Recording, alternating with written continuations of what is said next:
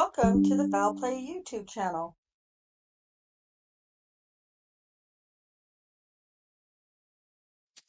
Greetings, everyone. Welcome to open mic number 119. A little impromptu. Thanks to Kathleen Zellner's fouling today. So I thought we'd go live and so we could talk about this for a bit of time. I do have, I've got a warning here.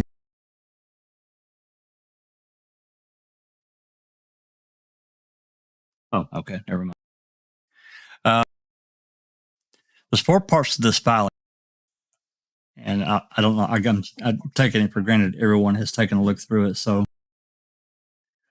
it doesn't appear that there's anything new. I haven't personally read it. I haven't had time yet. So, Doc, have you read through it? Anyone scanned through it? I've had a quick skim. I agree that doesn't appear to be anything new or groundbreaking, but it really represents, I think, the way it's presented. Everything has been tidied up, everything placed in proper order, and it basically is a huge repository of information. All good stuff, but I really can't see anything brand new in this particular summary. Yeah, that's what I'm gathering. I do have let's say hello to everyone right quick, and then we'll get started with what we're going to show tonight, this morning, where you're located in the world. Cherie, how are you? I'm well, and want to welcome everybody to Open Mic. Good. And just Rhonda. I'm doing well, just freezing. I woke up to a foot of unexpected snow this morning, and I haven't warmed up yet. Other than that, I'm good. Yeah, it snowed. It snowed here too. Huge flakes earlier this morning, which is a little. That's a little weird for here. Normally, we got a lot of it's cold and more finer flakes, but it was some pretty large ones. Yeah. So, and Doc, how are you today, sir? I'm doing well. Thank you very much, Jack621, and welcome everyone on the panel and everyone in chat. I'm from Adelaide, South Australia, and it's a beautiful 20 degrees in summer over here. So slightly different to you guys. Yeah, so basically it's about 85, 90 degrees where Doc is, near the beach, yada, yada, yada. Yeah. I think here it's 27 degrees Fahrenheit, and I think it's quit snowing, but it's cloudy and, the complete opposite. Anyway, I want to say hi right quick to those that have joined. It looks like we still have people joining the live chat. There's Gloria, R. William, there's Jinxie, Pete Moss. Who else we got here? Jennifer Manning, Ice Coffee, Cher. There's Nanslot. Clive, Behind the Magic. I'm going to miss somebody here. I'm trying to slow down. There's Case 10. How you doing? Thanks for coming, sir. There's Alley Softball Live. There's Kay. Hey, Kay, thanks for coming. Okay, that looks like pretty much everyone. I don't know if she can come or if she even has time. Because this was just a little while ago. I did invite Tracy to come on and speak about this if she's even had time to read the thing yet. She may not even have time to read it because I know she's got, real life stuff to deal with as well. So she might not even have time to read through this. But I thought first there's a Fox 11 news article. It's not very long. I thought we'd look at it first. Let me get that pulled up here.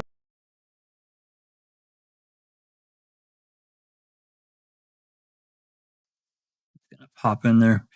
And I did scan this briefly. And of course, you can see the title of Stephen Avery's attorney points finger at alternative suspect in latest motion.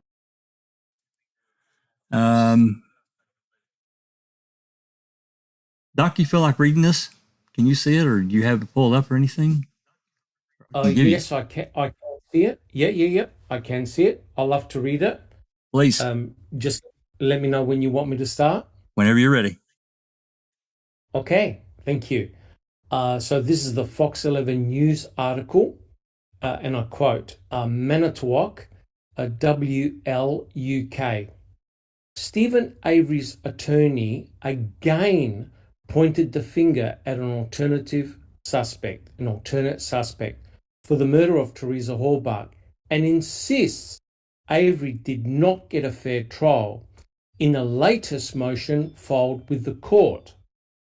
Avery is serving a life sentence for the freelance photographer's murder. Avery's nephew, Brendan Dassey, was also convicted. Their cases received worldwide attention with the 2015 release of the Netflix series Making a Murderer.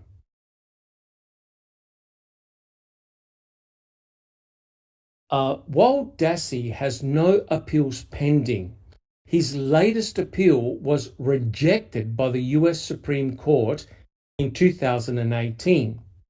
Avery has continued to file a series of appeals and post-conviction motions, now by attorney Kathleen Zellner. Avery's latest post-conviction motion was filed in August, continuing Avery's claim he was framed, suggesting another person is the actual killer. Prosecutors filed their response in November, describing the claims as full of speculative leaps.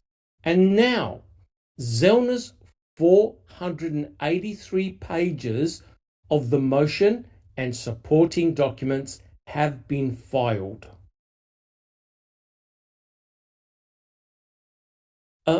There are actually 3 volumes here that if you go to the website, this particular website that Jack61 has put up, it will link you directly to those documents. I continue. Because he hasn't been charged, Fox 11 is not naming the alternative suspect. I quote, 2 new witnesses have emerged in Mr. Avery's case with new and compelling evidence about a murder mystery that has intrigued a worldwide audience.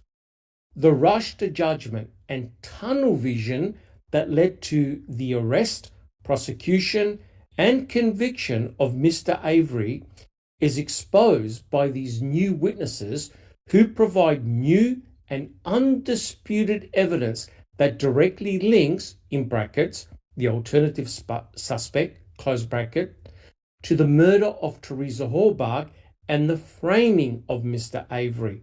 Zellner wrote, quote, Mr. Avery does not have to prove who committed this terrible crime to receive relief. This is not his intent or purpose. However, he does have a right to prove he did not receive a fair trial.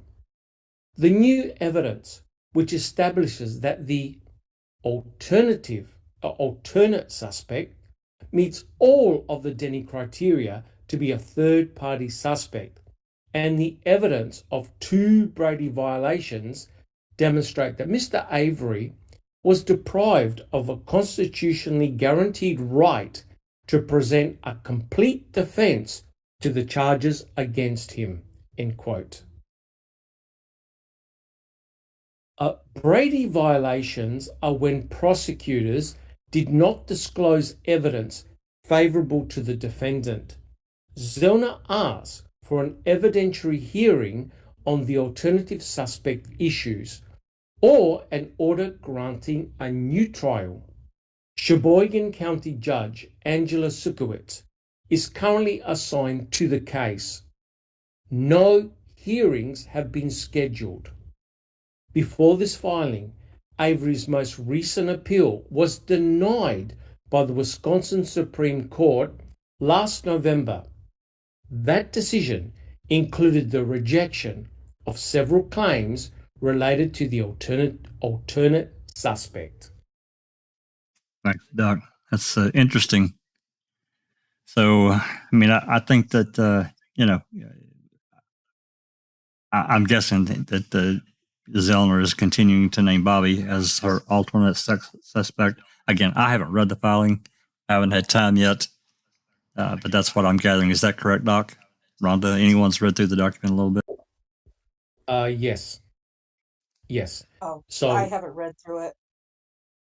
yeah. So when we have a look at what's in those reports, you can see that yeah, nothing pertaining to Bobby Dassey has been removed. It's all there. Yeah, I've got the doc. I mean, just in talking with everyone, I mean, we could certainly read this document. It's 98 pages, but from what I gather, there's nothing specifically new in here. There's probably some rework.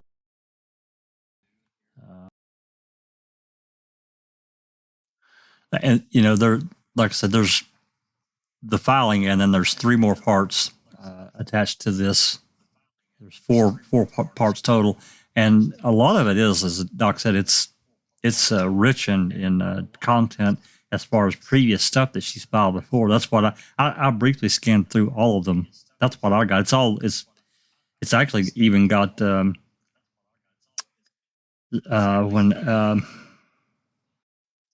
Avery filed his pro se hearing. It's got at least some elements of that. It may have the whole thing in it, but it's got his pro se stuff. It's just got all kinds of various things throughout the years that have been attached to this. And not knowing how. I'm just not legalese enough to speak intelligently. When how things are titled. When you have second amended notice of motion and third motion for post-conviction relief pursuant to Wisconsin 97406. This second amended notice of motion and third motion for post-conviction relief. So we know that this is the third 97406 because the first 2 are gone, which was one was Avery's pro se. The second one was the one she filed in when she took the case, and now this one. So that's that part. Third motion for PCR. And then this amended note. I don't know what she's amended in the notice. I guess that's what the real bottom line is. What's been amended. And I haven't been through it enough yet. I don't know if anybody else has or not. Cherie, have you had time to scan it?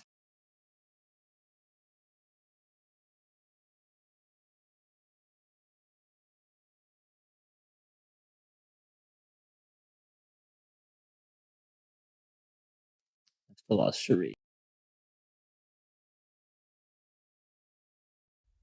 Sorry, my phone was being stubborn. I have not. I grabbed them all, but I haven't had time to read them. So yeah, can't help much. I think. Go ahead, Doug. I was going to say, I think Jack 61. If you go to working with KZ, where she lists all her correspondence with the court, there actually is a little snippet on her website in which the court or the state were complaining about the documents being out of sync. And when Kathleen Zellner was referring to specific items, they were not in the same order or the same number as what the court were referring to. And hence, I believe that this new submission is to get everything in proper sync with all the numbers. So if you have a look, there are actually 3 volumes here. Yeah. And they list almost in chronological order everything that's been posted or filed regarding Stephen, right back from the 30th of the the calendar's different in America, the 30th of January 2007. So in essence, it lists now everything about the case Yeah. So that means that when Kathleen Zellner is referring to a particular item, the court know exactly which one they're referring to. So I think that's the reason why this has been submitted. And really, for us, it's fantastic because now it represents everything in one spot. So if we need to go to a particular document or a form of testimony, we can find it relatively easy. I mean, it's over 400 pages, so it's massive. This is going to pop in there, the Work with KZ website. And actually, I used it to, hold on a second. Oh, there it is. Now it popped in. I've used this because on Reddit, TikTok, in creating the wiki page. I mean, I don't know. Some people use the wiki because I tried to include a lot of various when I was working on it. I tried to link and a lot of documentation stuff, and a lot of documents I have linked to Work with KZ when after she got the website up and running as an alternative. Because Stephen Avery case only got updated to a certain point, and then that stopped. So I'll put a link. I'll make sure this link gets put into the video description. Yeah, the footnote is here. In their response, the state added a footnote that states Kathleen's citations don't make sense. So to rectify that, she filed an amended motion correction adding citations. There are several files, so I've included them below. And there's a screenshot of the footnote. Rhonda, do you feel like reading this? Can you see it to read it?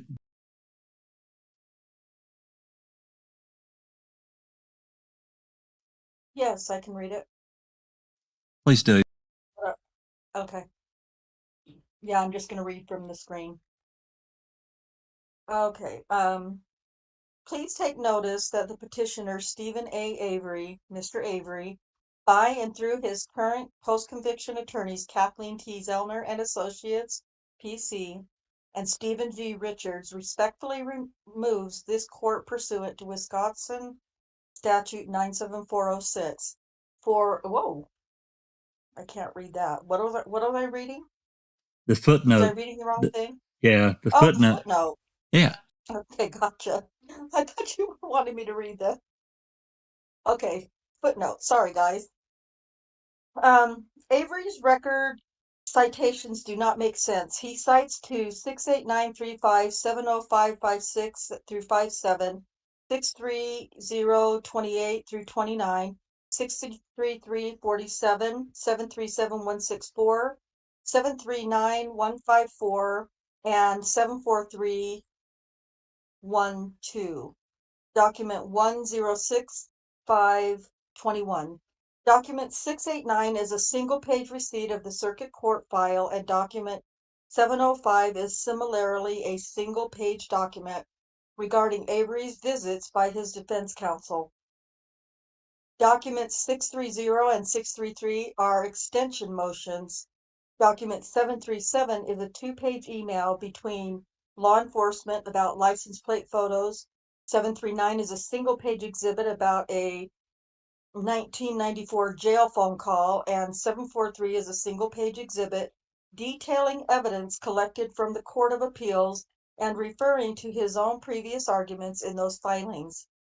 Those document numbers do not correspond to the record index in this court. Therefore, it is impossible to ascertain what Avery is attempting to pinpoint. For example, Avery's at volume 1 through 3, document 1073, 1074, 1075. The state thus makes educated guesses at which exhibits Avery means to cite. Wow, that's kind of scathing, but okay. If they can't understand it, they can't understand it. Yep. All right. Thank you very much, Rhonda. You betcha. But doesn't she explain in that document that you started to read why it was like that? why there was confusion? Well, I know she did, the one that I did look over, that 3-page, well, 2 pages, Right, really, that's really the 1 one. page. Yeah, that's, that kind of explains why. And it wasn't her fault. It was the way they, from what I understood, it was the way the Manitowoc court filing system was jacked up or something, if I understood that correctly. No? Say that again. I'm sorry. I got about 14 ways sidetracked. Say that again.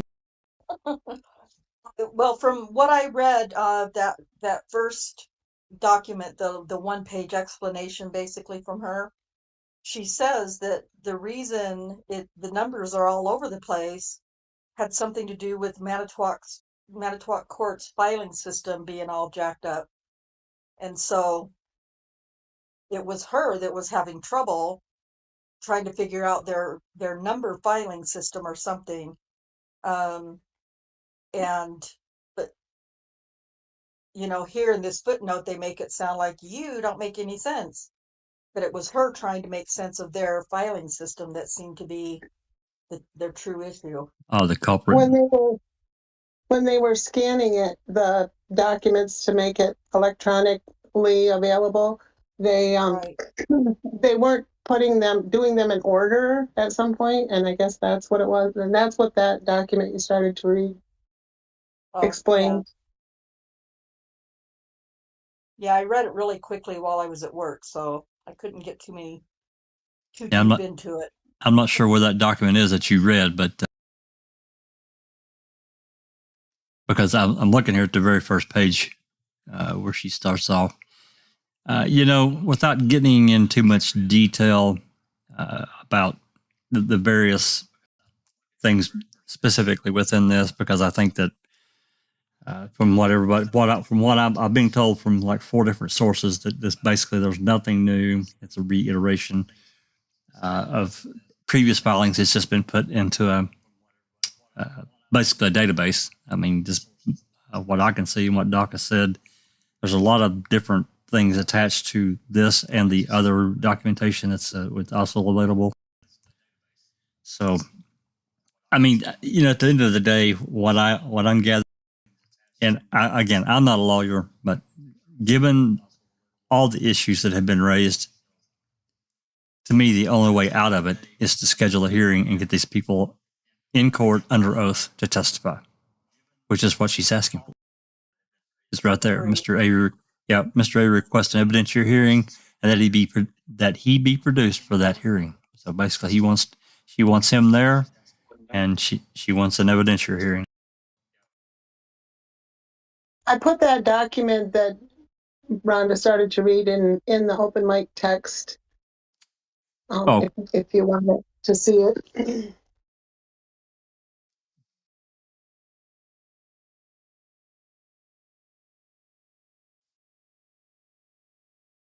I'm not seeing it.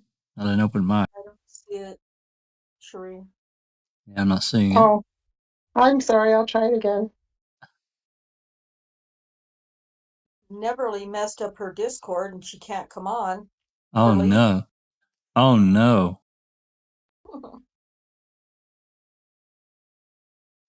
Well, you need to like uninstall it and reinstall it. That'll should pretty much fix it.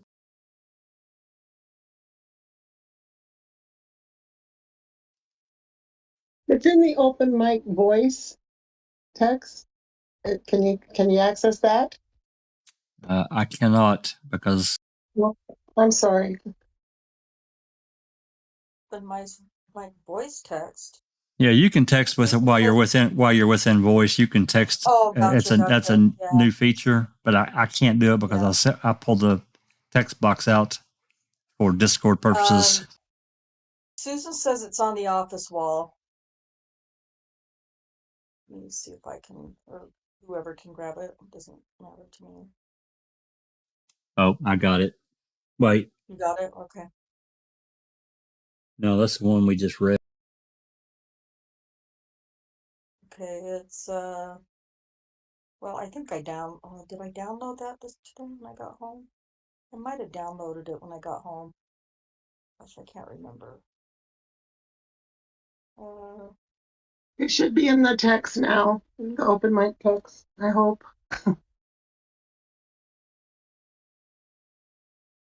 There it is. I got it.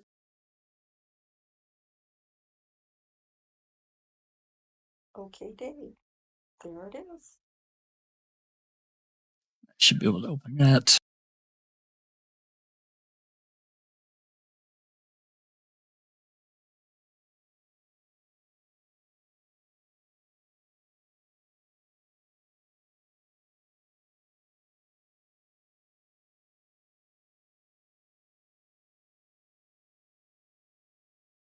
Holy crap, I guess my YouTube was paused somehow, and that's why I was reading the wrong document because I was way behind on YouTube.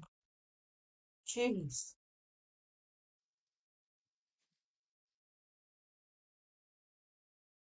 Okay, yeah, this is the 3 pages. It's really only about 1 page if it's what I'm thinking it is. I don't know. There we go. That should pop in there now. Oh, yeah, we can see it.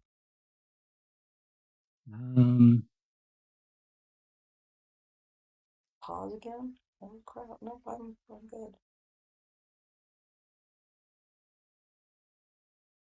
I'm not sure what this is. 3-page document's what I've got here. Filed 124. Yeah, this must be it. Yeah. I think it is. Yeah, motion for leave to file Mr. Avery's second amended notice of motion and third motion for post-conviction relief. Yeah. Yeah, okay. We can read this one. It's a 3-page document. You can read this one. Maybe give us a little bit better something, whatever's coming from her. Me? Yeah. Okay. Second amended notice of motion and third motion for post-conviction relief pursuant to Wisconsin statute 97406 and 80515.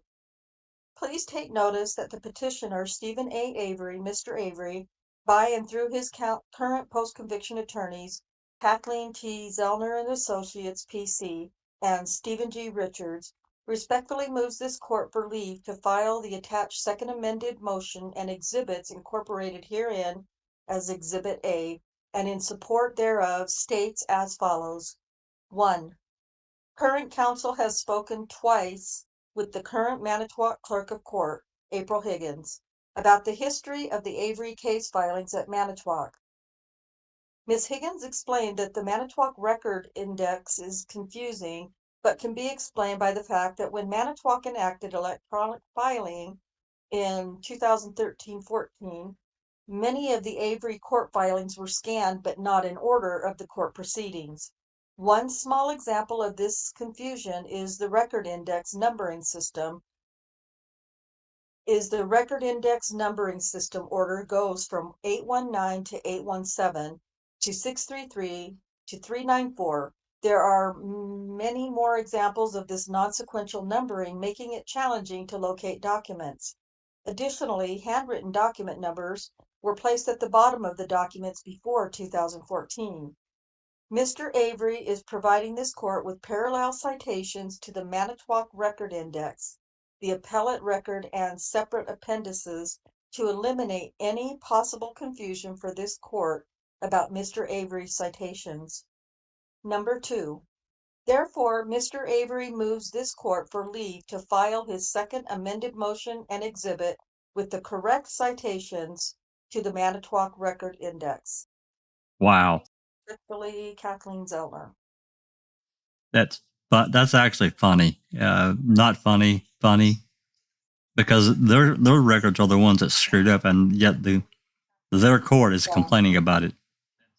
Wow. Yeah, that's what I was saying, but they're trying to blame it on her or Stephen or whatever.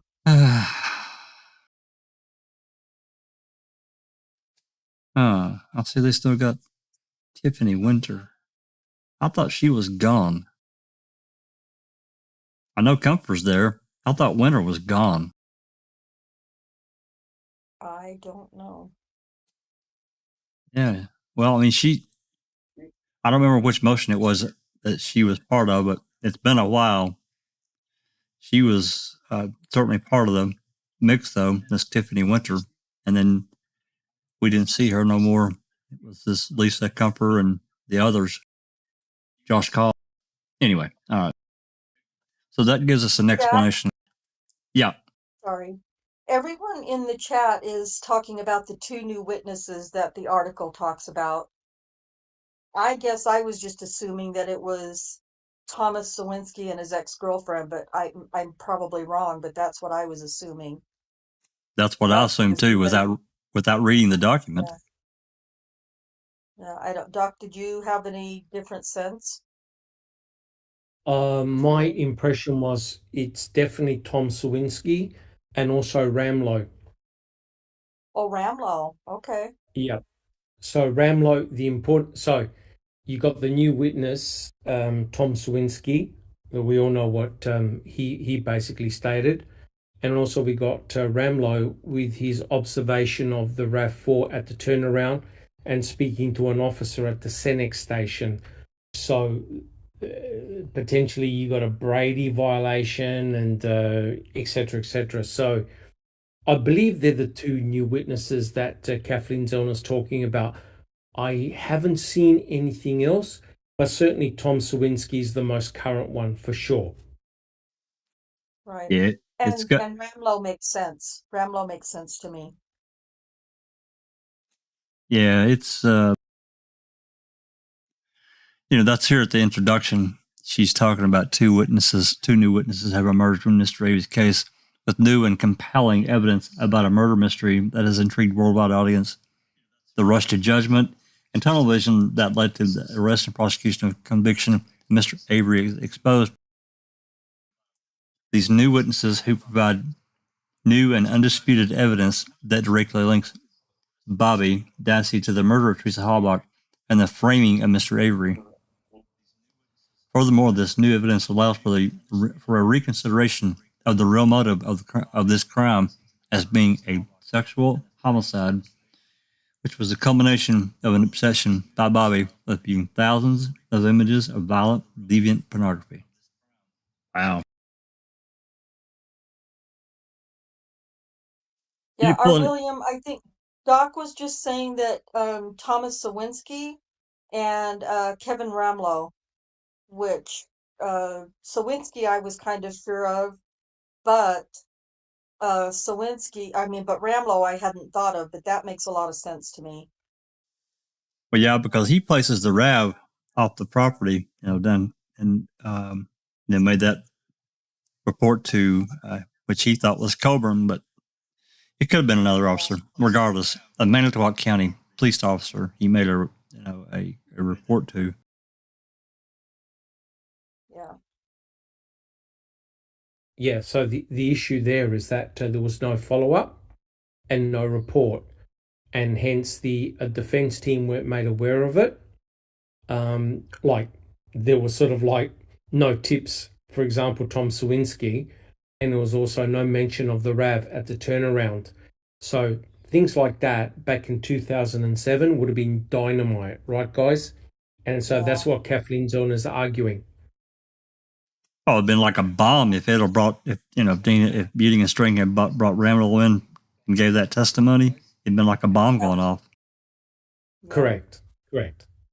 We might not all know each other at this right now. Well, if that had happened. The Kratz probably would have had 14 cabs right there in the courtroom on the prosecutor's table. Fallon probably would have passed out. I don't know about gone. He probably would have just walked out. They would have done. I think they would have done everything under the sun to keep him out of the witness chair. That's what I think. Well, just like they did with Deb. I can never say her name. Kakakit? Yeah. Yeah, just like they did with her, man. They shut her shit down real fast. Oh yeah, run her right on a rail.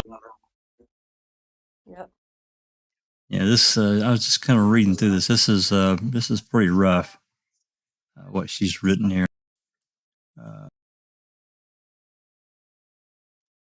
Yeah, on October 31st, 2005, the obsessive fantasies of Bobby Dassey became a horrible reality when Teresa Halbach was brutally assaulted and murdered by 2 rifle shots to her skull. Her body was mutilated, as were many of the female subjects in the Dassey computer images.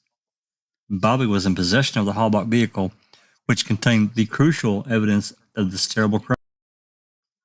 Miss Halbach's blood, key, electronic devices, and license plate, which was concealed in another salvage car, and Mr. Avery's carefully deposited blood on the seats and dash and DNA on the hood latch.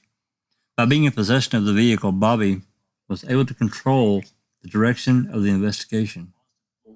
He planted the vehicle on the Avery property after he deposited Mr. Avery's blood and DNA. He had Miss Halbach's key and electronic devices, which ended up in Mr. Avery's bedroom and burn barrel. Bobby did all this to exculpate himself and to frame his uncle, Mr. Avery. Holy shit! This is the most direct and scathing one I think she's done yet.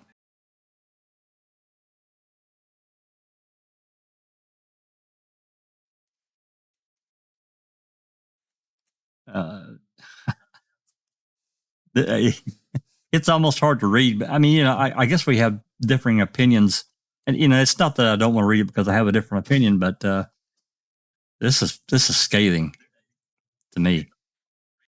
Yeah. Doc? It's kind yeah. Yeah, it is scathing, and we've actually gone through a lot of this already, Jack 61. It is very scathing, but you see,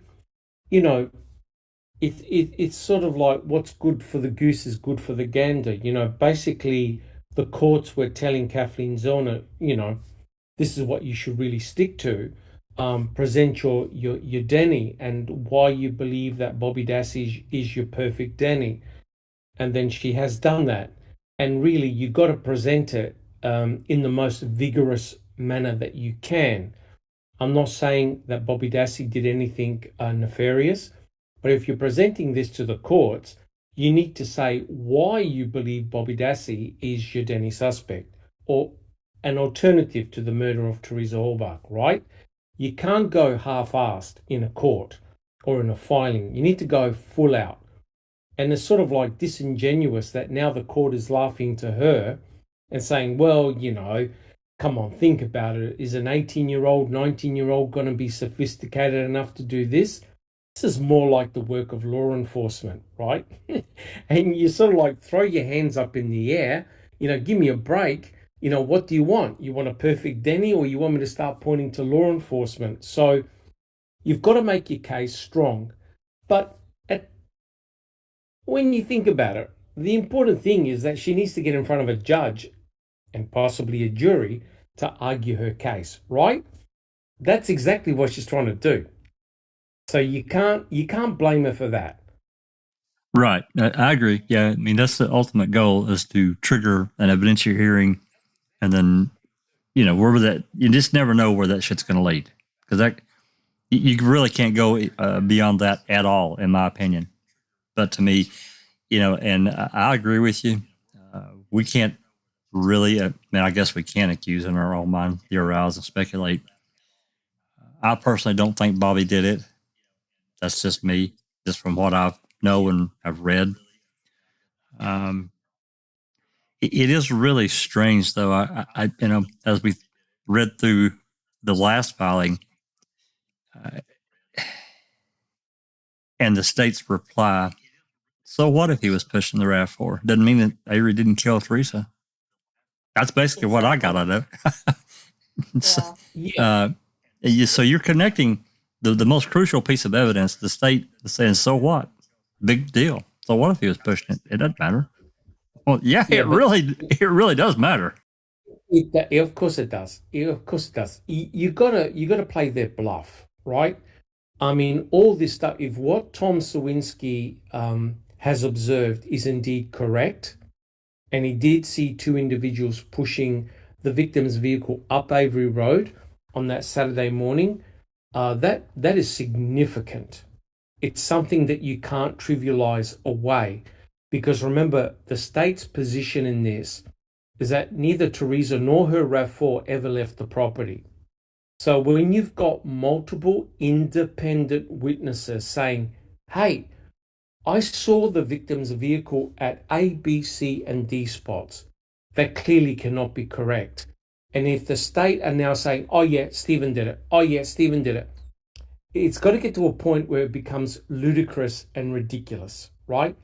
If Stephen committed this crime, he's not going to move Teresa nor her vehicle anywhere, right? That's what the state alluded to. Right. So now you've got all these people saying, oh, wait a minute, I saw the RAV at the turnaround, right? Which then gels with what Stephen said right from the get-go. Hey, I saw her leave. Then you have the statements by Barb and Scott Tadich, and indirectly Bobby Dassey, right, through his brother Brian, saying, look, yeah, we saw her leave. So now you've got all these independent witnesses saying, look, I believe I saw the witness's vehicle off the property. And most damaging of all, if Tom Sawinski is correct, he named Bobby Dassey. Now, he may not have named Bobby Dassey to Sergeant Seglob. That's irrelevant. The factor is somebody was pushing the victim's vehicle directly onto the Avery salvage yard. Right. You're not going to get anything more direct than that, right? So you've got someone with their hands on the most important piece of crime scene, which is the RAV4, right? So we already know that the RAV4 is a big issue because the state don't want to give it to Kathleen Zellner. The state do not want to talk about the blunt and bloody object. Oh, well. Right? They don't want to talk about A23. They don't even want to give her the blinker light, which means the state are calling the bluff.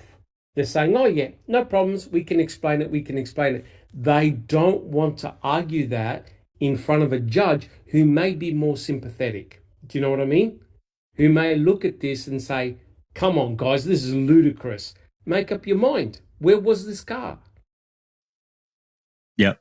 No, I agree, Doc. It's, given everything you just talked about there, and then you have Fallon in that motion in September of 06, talking about the bones over on Cuss Road in the clandestine burial site. There's this disconnect. I see this huge disconnect between so much that did not make it into a report. That blunt and bloody instrument's one of them. Whatever the hell happened to it. The bones at Cuss Road, whatever the hell happened to those. Because something was found there, or he would not have put that in that motion. No. And I think Jack 61 and fellow panel members and people in chat, a big thank you to Kent 334. He's become a foul play obsessed. Hey, thanks, Kent. Welcome to the family. You're right, Jack 61. They obviously never double checked the narrative, and it slipped through. How embarrassing! It's like one hand doesn't know what the other hand's doing. It's like you have two different elements working in the background here that prosecutors don't know exactly what they did, but they do know some things, because I just don't see Fallon putting that into any kind of motion reply or motion at all without having something in front of his face. That's just not him. But this RAV, that is the crucial piece. And I'm going to tell you, I'm going to be shocked if that thing's still in one piece or exists. Well, or exists at all. I mean, maybe some elements inside the RAV, but the RAV itself, I'll be shocked. We've talked about that one before too, but wow. Yeah, she's really went double barrels here. Well, the thing is that someone like Zellner, if she can get a day in court, will present everything that we've just been talking about and say, right, okay, Judge, this is why the state's case makes no sense, and list them all. and present the documents. And the good thing is, guys, it's not Kathleen Zellner who's coming up with these ideas. It's the state themselves. Yep. Right? When you've got a search warrant that talks about blunt, bloody object found in the back of the RAV with blood on it, it now begs the question, and this is really important, guys, because I've been studying a little bit on the Idaho 4 case. What they want to do is they want to use the MVAC system, right, on forensic evidence. Absolutely. Found at Brian's house and in his car. Well, guess what? Imagine if they can use MVAC on the RAV, right? Yeah. And go over the entire RAV with the MVAC system. That could be very, very devastating for the state, because it may pull profiles from the carpet, right? You know, the carpet piece at the back, which might have blood or DNA belonging to third parties that the state can't account for, right? And the MVAC can be used to go under the hood, check the battery terminal, check everywhere in that car, right? And so it's remarkable that why can't this piece of technology now be used for Stephen? Why can't he demand the RAV4 to be retested with new technology? Especially A23, item CX, that they didn't identify. I don't even think they identified CX at all, did they? They never ran it through. They never ran it through CODIS. But you know what? I tell you what's really important. Even if they've got a partial profile of A23, imagine if they put that profile or did a search for familial databases and find potential relatives to who left A23. Yep. So that potentially could be very, very interesting, that even though we may not have that person's profile in the database, some of his family members could have, that person's family members could have given up their DNA for in-family DNA databases, and that's how they caught the Golden State Killer, right? So the techniques are available, they just need to be used. Yeah, well, and Zellner, Stephen needs to be allowed access to those things, to the pieces of evidence. And I think that's where we keep getting stuck, is that, I mean, how long have we been asking for the RAV? How many years have we, I say, you know what I mean when I say we, but yeah, it's very frustrating. It is, but think about this, guys. We know that the number plates hopefully are preserved. Could you imagine MVACing the number plates because the killer or killers took the number plates off? And wouldn't it be funny if either Mr. Colburn's fingers are on those DNAs on those number plates, or the killer or killers? There you go. Perfect to do an MVAC on. Yeah. Yeah, I'm reading. I'm just kind of half-assed reading through this lower portion. She's talking about. She's talking about a number of different things. The bottom line, we all know, the court really demands that someone pay the price for this crime. They've got him in there, and of course Brendan as well, but they've got somebody for the crime. So to get over that hurdle, it really takes almost an act of Congress these days. Again, I just don't think. Well, I think that everything that's been raised, there has to be a hearing to clear it up. That's just an opinion. I'm not a legal person. I mean, Cherie is. I know she's not been at this a long, long time, but Cherie, just given what you do know, I mean, do you see any other out here other than a hearing to answer these questions, get people in the courtroom, swear them under oath, and say, "What do you know?" Ask some questions and see where it goes. With an honest judge, yes, I would say that they would definitely, he would call for a hearing, or she. But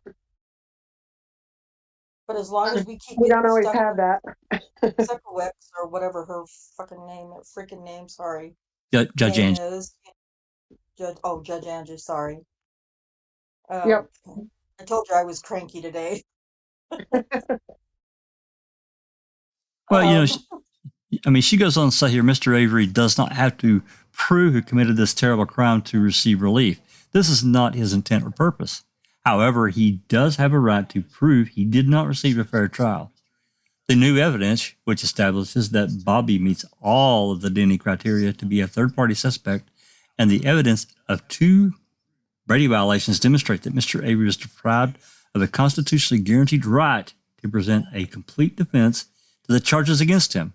And she goes and she cites Holmes v. South Carolina and State v. Pelizano and Chambers v. Mississippi. I've seen at least 2 of these, probably cited for the first one and the second one. But, these various citations and rulings, we really don't ever pull those up and read those citations about what those cases are about. I think through Westlaw, they have, these lawyers have access to, they'll be able to go and get the ruling and the case pretty quickly. So it isn't. But Jack, Go ahead, Doc. sorry to interrupt. But what I can't understand is that even though Kathleen Zellner cites the proper law examples and law arguments, the state interprets it in their own way and rejects what Right. Kathleen Zellner has put forward to say, oh, no, in this particular case, Holmes versus South Carolina, I believe that the defense is misquoting that. It's not the correct thing. So they always find a counter argument to the arguments that Kathleen Zellner puts forward. That's extremely frustrating. Yes. Yeah, everything she cites you're misunderstanding, you're misrepresenting, you're misstating, the facts of that case. It doesn't fit here. And I was going to say something, and I think it might have been even intelligent, but now I've forgotten what it was. So, Oh, well, guys, we don't need to look any further than what Brad Schimmel said, right, Jack 61? What did he say against Judge Duffin? Wrong on the facts and wrong on the law. He did. This is a judge. This is a judge with a ton of experience. When the Attorney General comes out and says, no, we believe that Judge Duffin was wrong on the facts, wrong on the law, you know that you're in Twilight Zone. Kathleen Zellner can't even get a foot in the door with arguments like that. Right, guys? It's a shocker. It's shocking. Yeah. I mean, everything, again, this is just going from experiences that I've had, and I'm sure you guys as well, and many in the live chat, reading through everything we have, listening to all the stuff that we've been able to get our hands on, and then understanding, having read through the trial transcripts, understanding how much information was withheld from that jury that they had no idea that went on. Again, I understand that a jury is they're not going to get to hear everything, and they probably don't even need to. It's the relevant stuff that matters, right? Yep. I mean, what's kind of also really bothersome is that the attorney, Kathleen Zellner, does not have to prove that Bobby or Ryan Hilligus or, Chuck or whoever, she doesn't have to prove that they did the crime. that's right. She just has to offer good evidence that they could have committed the crime. And the state is terrified of that because they know that once something like that gets into court, even if because I'm with you, Jack, I don't believe that Bobby did it. But to get, even if she were to get into court with that, and what she states is the, the possibilities of him having, because of this and because of that, and this happened, so this is, the outcome. Even if she gets into court with that, those things are can negate every bit of evidence that they used against Stephen and Brendan. Well, not that they used any against Brendan, but do you know what I mean? So Yeah. if she's presenting facts that anybody, doesn't matter whose name it is, anybody had or could have done this, this, and this, then it's, even in my opinion, it's even more exculpatory evidence that Stephen didn't or couldn't have. And I think that's ultimately what they're afraid of. They don't want that to get before a new judge and a new jury. Yeah, they just didn't. I mean, the system being adversarial as it is, I think they went well outside that adversarial process. I mean, I could just cite the press conferences, case in point, because the press conference was so damning that Kratz pulled, and this was almost, it was 11 months before trial, and that gets to soak into the minds of this region of these potential jurors. It absolutely destroyed the case, their ability, I think, to overcome anything at trial, short of something miraculous, and so much that was kept away. So given the press conference, a lot of shit gets withheld, and therefore there's no way that Brendan or Stephen could have gotten a fair trial. I don't know. Maybe in Milwaukee, one of the bigger cities, maybe, but even then, there was so much withheld. There's stuff that got withheld that Beauty and String never saw, that we've had the privilege of being able to read and go through. Can you imagine? I know Jody was pissed at him, but can you imagine them getting her up on the stand and presenting all the evidence, all these hearings and stuff that I went through here a couple of months ago, of how many times they went after her to get her to flip, and she wasn't even on the property. She wasn't even there. They talked to all her friends and family to try to find out what she said to them, and blah, blah, blah, and blah, blah, blah. It's crazy. So, but that really never came up at all at trial. But it was they spent a huge amount of time with that. Yeah. It was glossed over. Yep. I see we got some new folks in the chat. Want to say hello to, I do see Kent. Thanks for coming up. Part of the joining up and subscribe. Appreciate that. I saw another comment up here though. Yeah, Casey Raycheck has made several good comments. How can anyone see anything other than an unfair trial here? It's ridiculous. Agreed.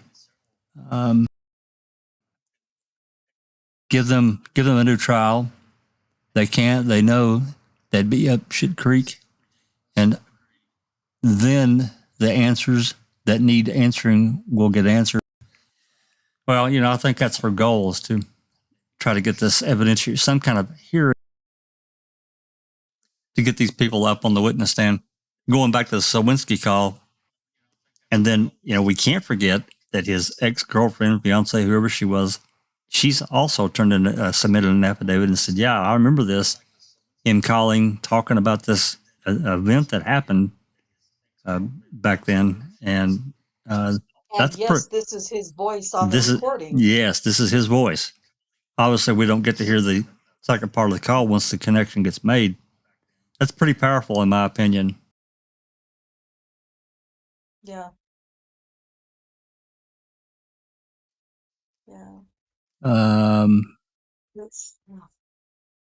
was going to say, Jack 61. Yep. I think people are forgetting the serious nature of this, right? The mere fact that Kathleen Zellner can present a viable Denny is a huge problem for the state. The mere fact that she can point to someone else is a real worry and concern, because no matter what the state say, Bobby Dassey does present as a very good Denny. Now, I know there's been a lot of arguments about the pornographic searches, yada yada. The question is, you cannot exclude Bobby from every one of those searches. Some of them, yes, you can. We know about Blaine now and his searches, but we're missing the point. The point is that computer, which was in Bobby Dassey's bedroom, was a hotbed of activity of a lot of nefarious material. Who gives a stuff who downloaded it?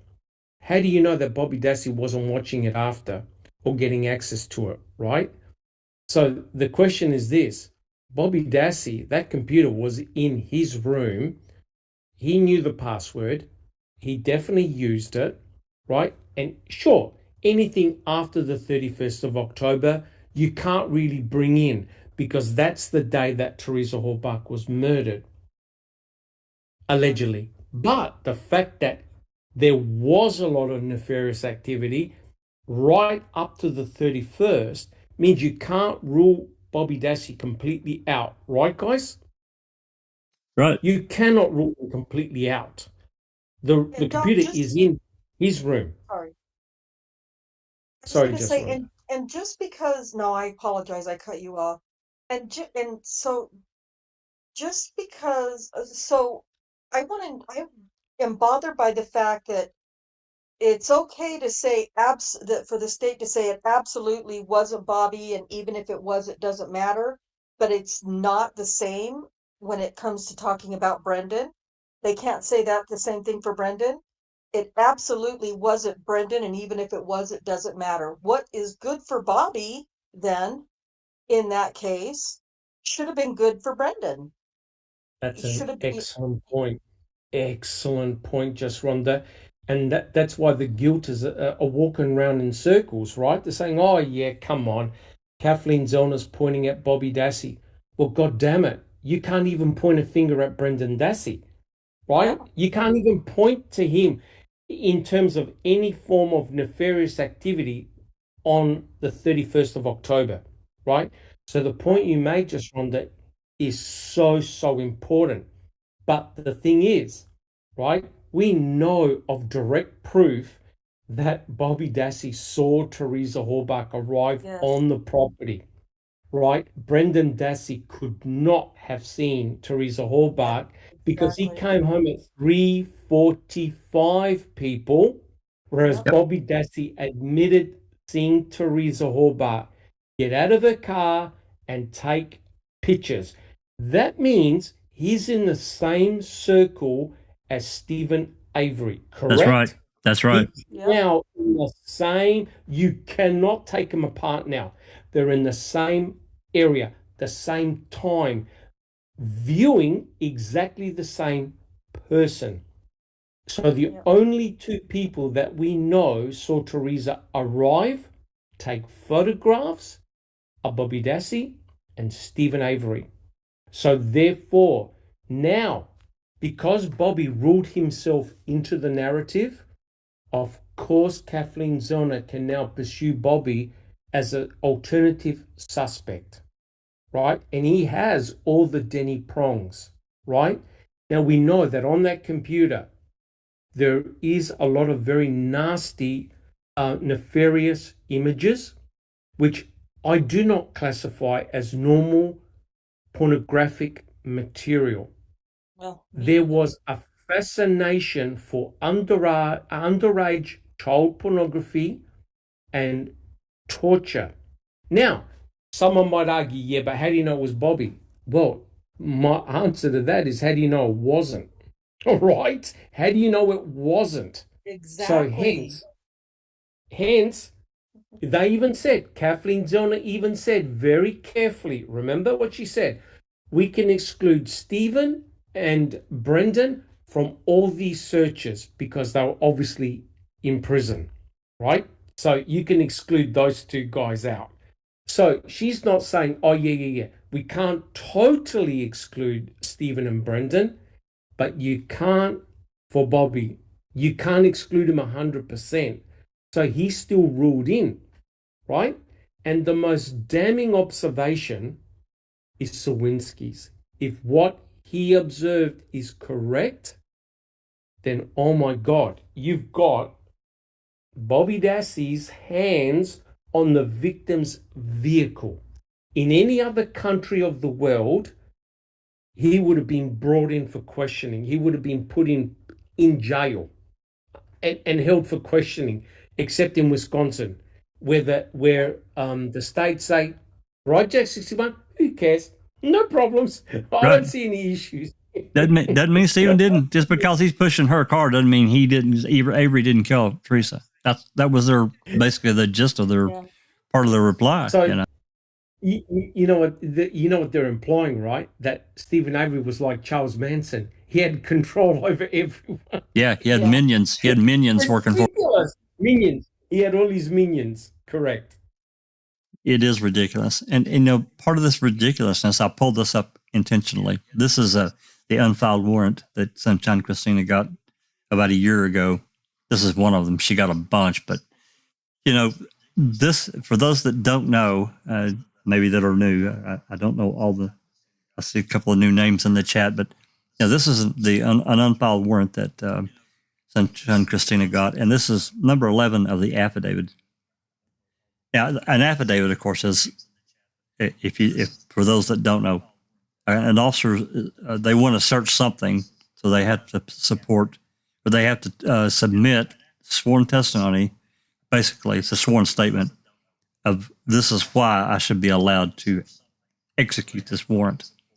And number 11 on this, and this is a kind of a you have to know more than just this. There was a conversation that Tom Fassbender had with Steve Harrington at the Wisconsin crime lab on the afternoon of November 6th. And in that, there's actually a DCI report about that. And basically everything that's in here, in this number 11, except for the blunt and bloody instrument, is detailed in number 11 here. But, at the bottom here, Steve Harrington further indicated that technicians also located visible palm prints on the rear hatch of the Toyota RAV4. There was also a blunt instrument upon which blood was found located in the rear of the vehicle. But this thing disappeared, whatever it was. It's gone. Yeah, it's gone. No testing. Yeah, no fingerprints, no DNA, nothing. And I just don't understand how that can happen in any criminal investigation. And, other people just turn their... bottom of Lake Michigan by now. Well, probably, again, this goes directly to due process. It's even worse than what I thought when I watched the Making a Murderer. It's much worse. It goes on and it talks about them, this clandestine burial site on down, talking about Sarfaska, the Kalkana Police Department, accompanied by her canine unit, Loof, assisted in the search. And they found this spot, this clandestine burial site. A lot of this stuff didn't really get talked about at trial at all. Other than in the most general aspect, I feel positive that Beauty Against Strain never saw this search warrant affidavit, because it didn't get filed because the property owners that owned that little plot of land where this burial site was, they give written permission for officers to search. So that negates any search warrant need. Then don't have to do it. So it didn't get turned in. And by the way, this search warrant was written on November 7th. That's the day they were at Cuss Road.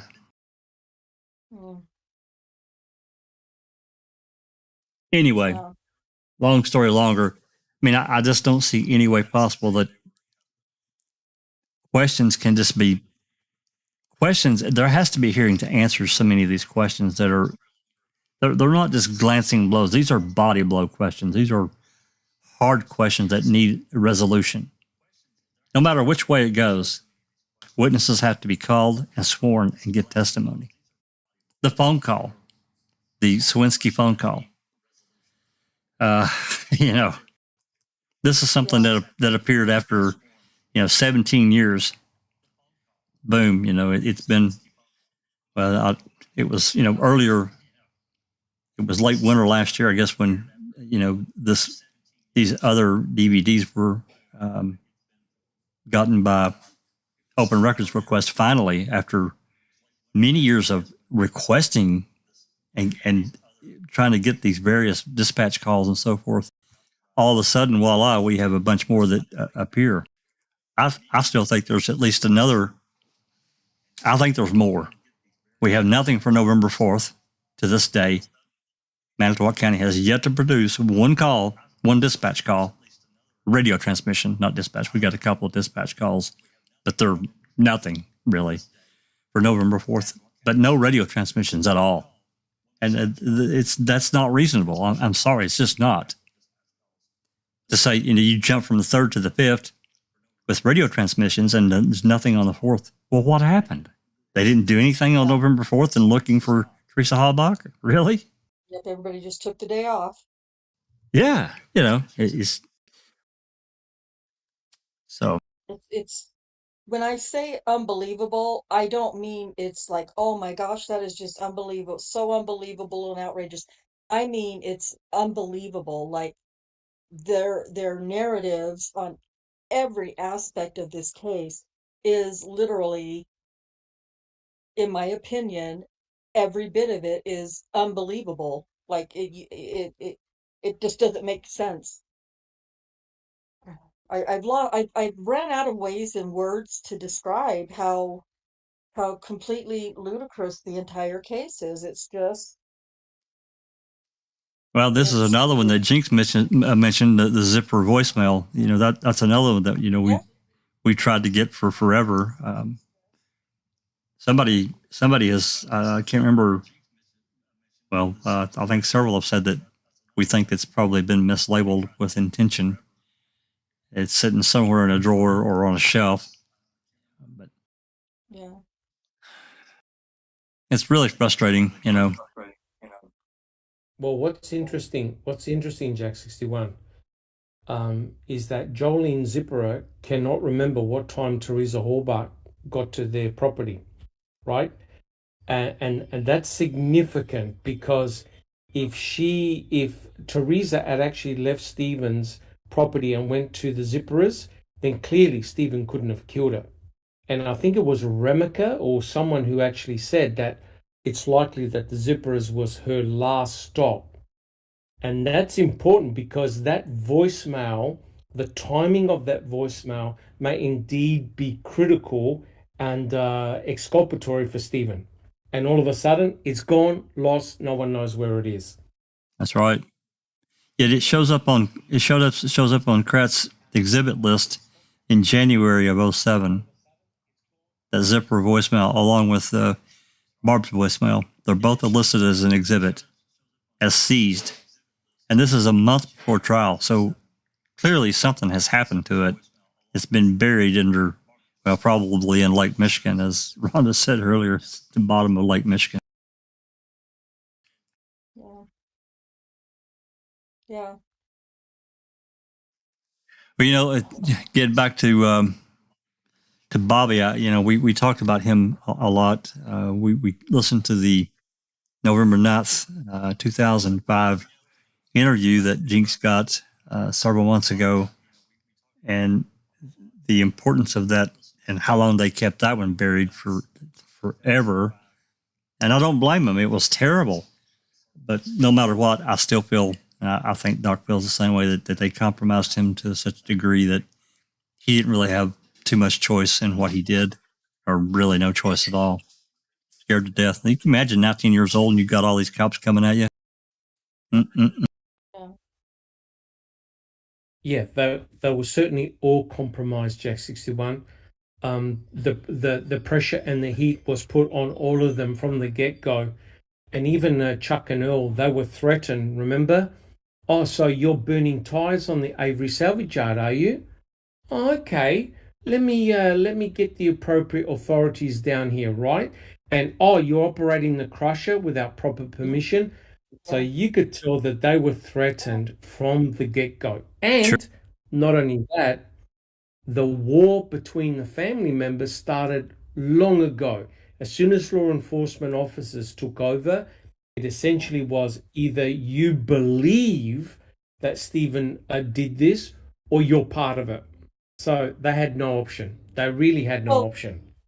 you know what, Doc? It's like they read technique the entire family. You know what I mean? Like Correct. Correct. they just pulled read technique on every single member of the family and turned everybody against everybody. And Yep. And it worked. And it worked. yes, it did. It did, which is, you know, it's why not only, I mean, I have to keep Teresa completely separate as a victim. She is a victim all by herself just because of what happened to her. But not only are Stephen and Brendan victims, and like we've all said this before, but their entire family are victims to one degree or another as well, and victims of harassment.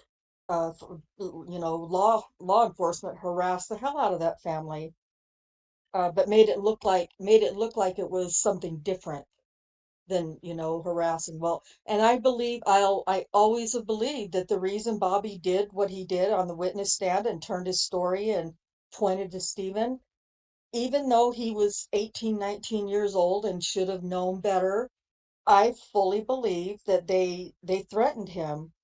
And whether it was threatening him with drug charges or threatening him with charges of prison time based on stuff on the computer, because look at this. Even if they didn't believe that Bobby had anything to do with those searches on the computer, just like they did with Brendan and everybody else, all they had to say was, "We know that you made all those searches, Bobby. We know it was you.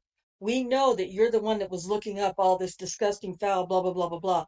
And if you don't testify this way, we're going to send your ass to prison for those, especially the children, the child porn on that computer.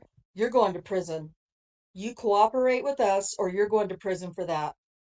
He's a kid still, 19, 20, whatever. He's still a kid, in the emotional sense of it, the maturity sense of it. So horrible, horrible people. God. Yeah, Kent said that he thinks that the blunt bloody instrument was this tire tool, and I will explain. Kent 3334 shared some photos with us on Discord of an emergency roadside kit, and in this connection, because a lot of people don't remember that Tom Pierce told law enforcement that he had given Teresa this emergency roadside kit. And I don't know if anybody remembers that, but he did. It's in the phone. It's in some statement he made. And it's funny. I've got this photo up here. This is a crime lab photo that Sunshine Christina was able to get from Dane County. I can't. My mind's going blank. I can't remember the coroner's name, but she got a number of photos that we had never seen before of the RAV. This tire tool being one of them. If you can see it there, and this is not a normal tire tool. This didn't come with the Toyota, and you can see it there. It extends up and it goes up under the back seat here. What's strange is that we never see this emergency roadside kit that this came from, and I'm inclined to believe and follow or really believe that this very well could be the thing, that the blunt bloody instrument that they found. Don't know that for sure, obviously, because there's other photos that we have. Once it's in evidence, that's it's all cleaned off and shiny. But this did not come with the Toyota repair kit tire tool. This tire tool, no way. And Right. we have no idea where the emergency roadside kit that Tom Pierce gave Teresa went to. It's never been shown. Nowhere. But this Tower Tool kit that Kent shared pictures of, it looks exactly like this. It looks exactly like it. I was blown away. It completely bowled me over. I had no idea. Anyway, I thought I'd show this. There may be some other angles. There's another one. You can see it extends. It goes back in there further. And what's interesting? We'll get it. There's a few more photos. This Tower Tool disappeared out of here. And of course, you can see Teresa's CD player and a little torch flashlight. Her hookup to put the cassette in to her cassette player so she could play CDs. Back in the day, that's, if you didn't have a CD player, they had these adapters you could use. So yeah. I remember. Yep. I really didn't intend to show photographs, but now we can come up. The Tower Tool is gone. It's been removed, which is interesting. Now you see it. Now you don't. Yeah. Don't believe your lying eyes. Well, it just blows me away.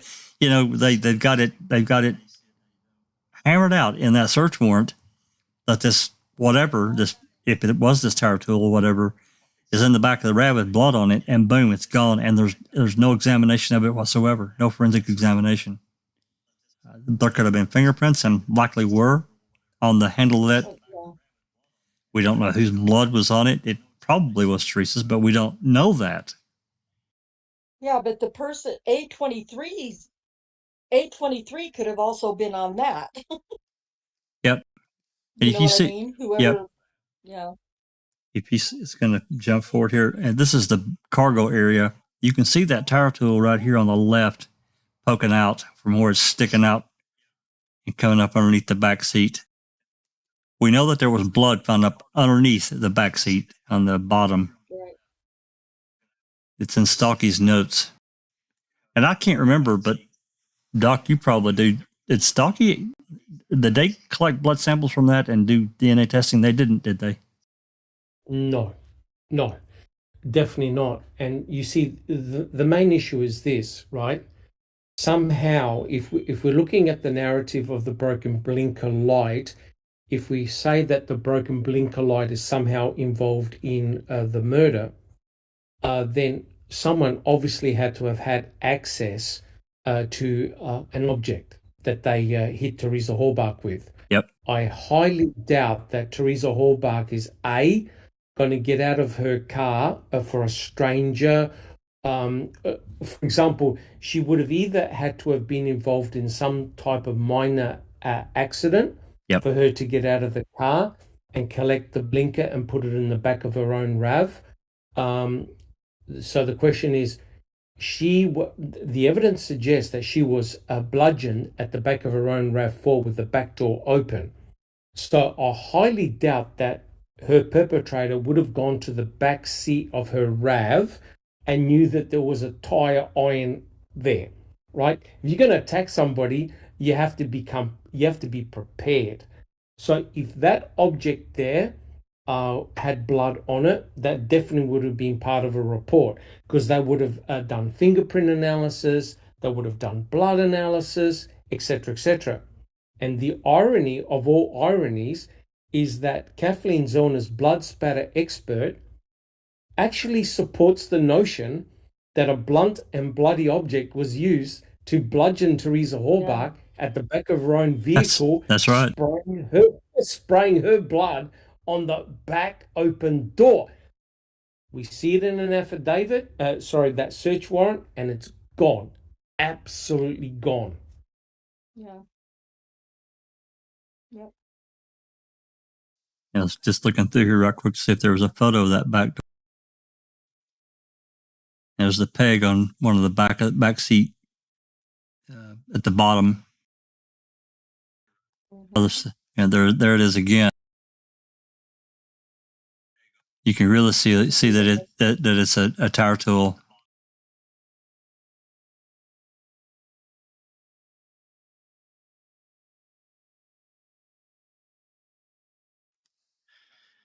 Well, I guess there's another, potential possibility. If there was a minor incident, somebody ends up with a flat. She says, "Oh, I got a roadside kit. Let me get that open." Somebody gets it. Blap blap. I don't know. There's a lot of scenarios there, but I agree with you, Doc. The chances are somebody was prepared. There we go. There's the door, and you can see this is yeah, you can see it there. I mean, there's spots all over this damn thing. And again, this goes back to why didn't they luminol the inside of the raft? It might not have told everything, but I mean, Doc, you could probably talk at length about that. Yeah, that was a huge mistake not luminoling the vehicle. It would have definitely given much more information about potentially how somebody got in and outside the RAV, whether someone was using cleaning products to clean away the blood. But from the look of things, and also entry and exit points into the RAV4 with the luminol spray, right? But none of that was done, which seems rather crazy. And so that would have been the obvious thing to do. But that back door there, with the where the drops of blood are, goes to show that Teresa Hallbach wasn't flung in the back of her vehicle. The droplets went straight down. That's right. They're not angled. They're not angled towards the back of her RAV4. And that is indicative that the state's narrative was 100% wrong. And the fact that they mention a blunt and bloody object in the back of the RAV4 exactly matches what you would find, which then begs the question, why would a killer leave the object that he used to bash Teresa Hallbach in the back of her RAV, right? Honestly, it doesn't make any sense, right? Wouldn't you try to hide that or something like that? Again, it's very perplexing. Yeah, it is perplexing. I mean, it's like she was kneeled down back behind her RAV. I mean, this is relatively high. I don't know if that's actually a blood center or not. I think it is, but you can definitely see a couple of spots right there. Yeah, but the important thing is that the distribution of the blood drops is towards the left-hand side, towards the bottom. Yep. So the blood spatter expert was able to work out that Teresa was on the ground. Low. She was on the ground. Like kneeled down. Like kneeled down back right here. Yep.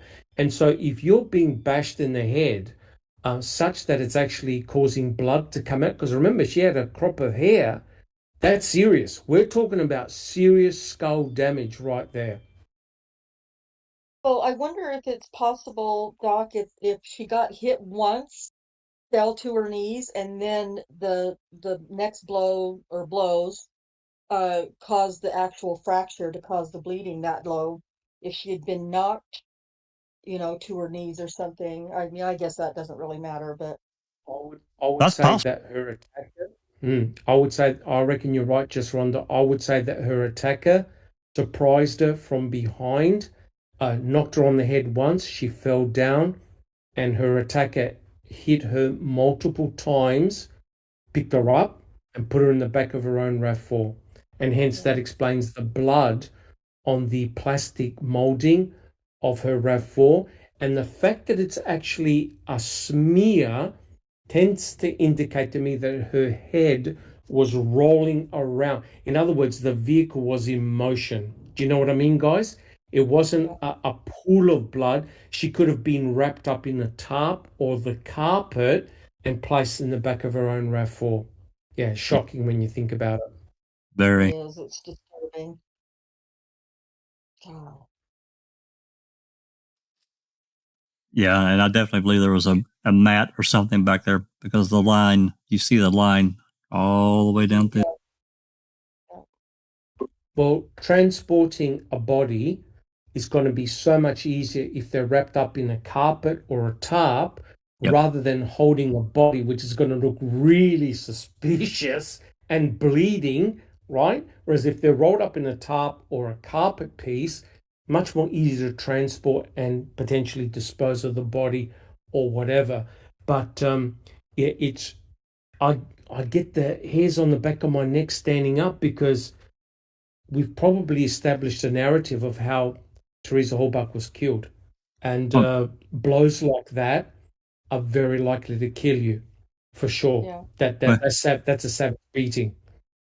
Yeah, you look at this, and if you think about it a little further, not to gross anyone out or whatever, or talk macabre, but you can see, this goes from here all the way down. Yeah, I mean, you can see it's almost like a drag mark or a pooling of blood that went on to some other something, which I think, I think it was the cargo mat, because those fit pretty snugly. And so most of the blood got on it and not on this here, but you can see evidence. I mean, you can see blood all the way down to here. Yeah. So either putting in or getting out, or the pooling of blood causes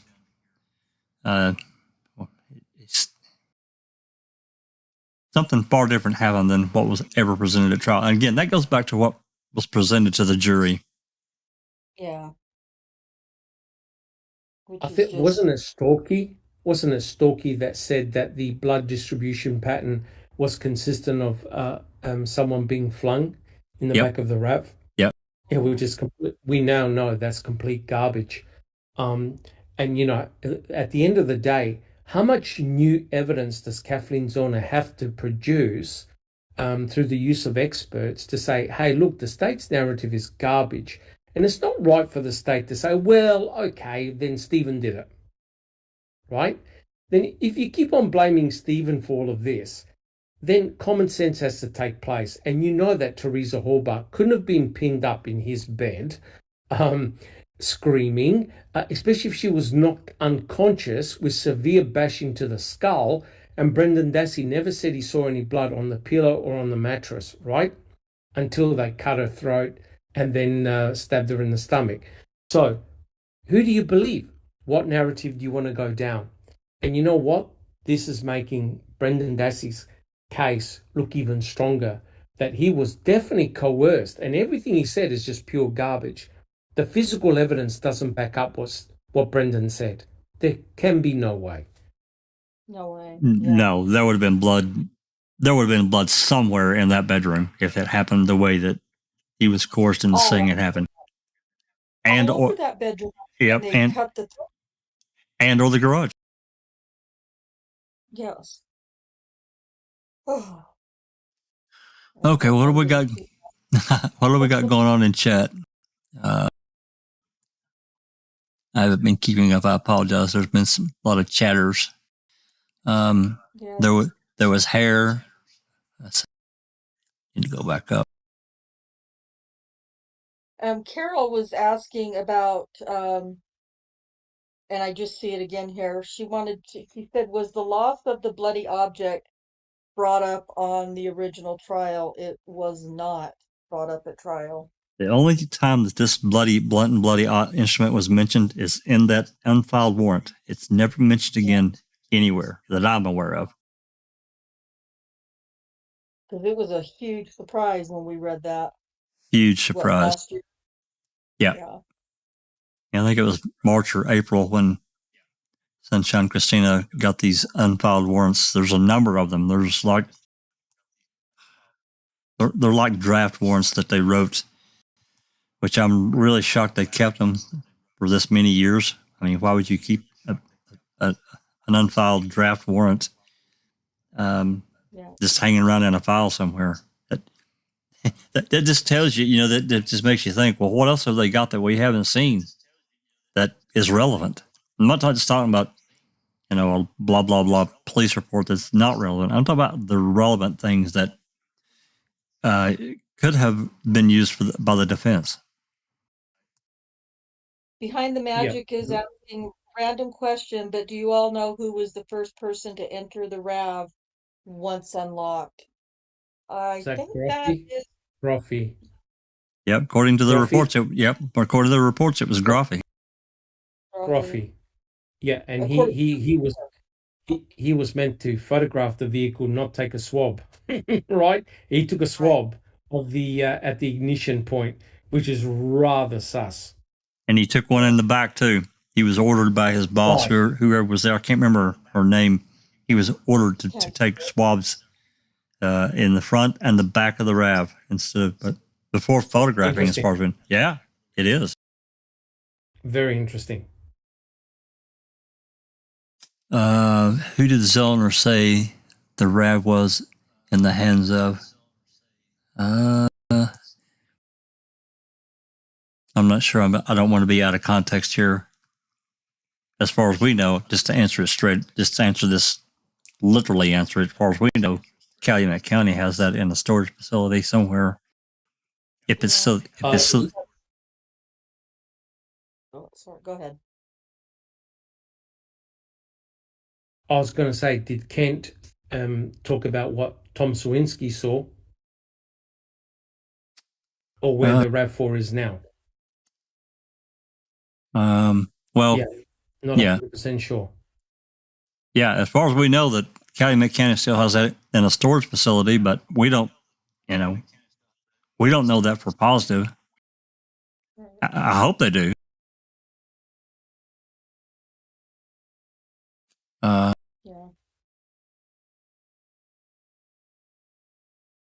Yeah, that's the hope. Didn't Gruffy say it was open when he got there? He did say that the driver's side door was unlocked. Driver's side door was unlocked. That RAV4 was allegedly locked when it was on the Avery salvage yard, if you believe what the detectives and the investigators said. And also Pam of God's daughter tried to open up all the doors as well. She said that she used a sleeve or a tissue or whatever, but she tried to open up the RAV4 and said that all the doors were locked. And then there was that report that stated that they got a locksmith to open up the RAV4. Likely with a Slim Jim. That was Harrington's. Yep, that was Harrington's report, to Fassbender, that they had to employ a locksmith to open the RAV up. There seems to be a disconnect at that point, because, I mean, to me, Harrington would have testified, or at least there would have been some kind of stipulated statement from Harrington that this locksmith was brought in and opened the RAV before Gruffy got there. But that's not really said. But that's really, if it was locked, which I'm not sure that I believe that it was locked. I really don't. I have my doubts. I do too. I think something monkey business went on with that tarp over it.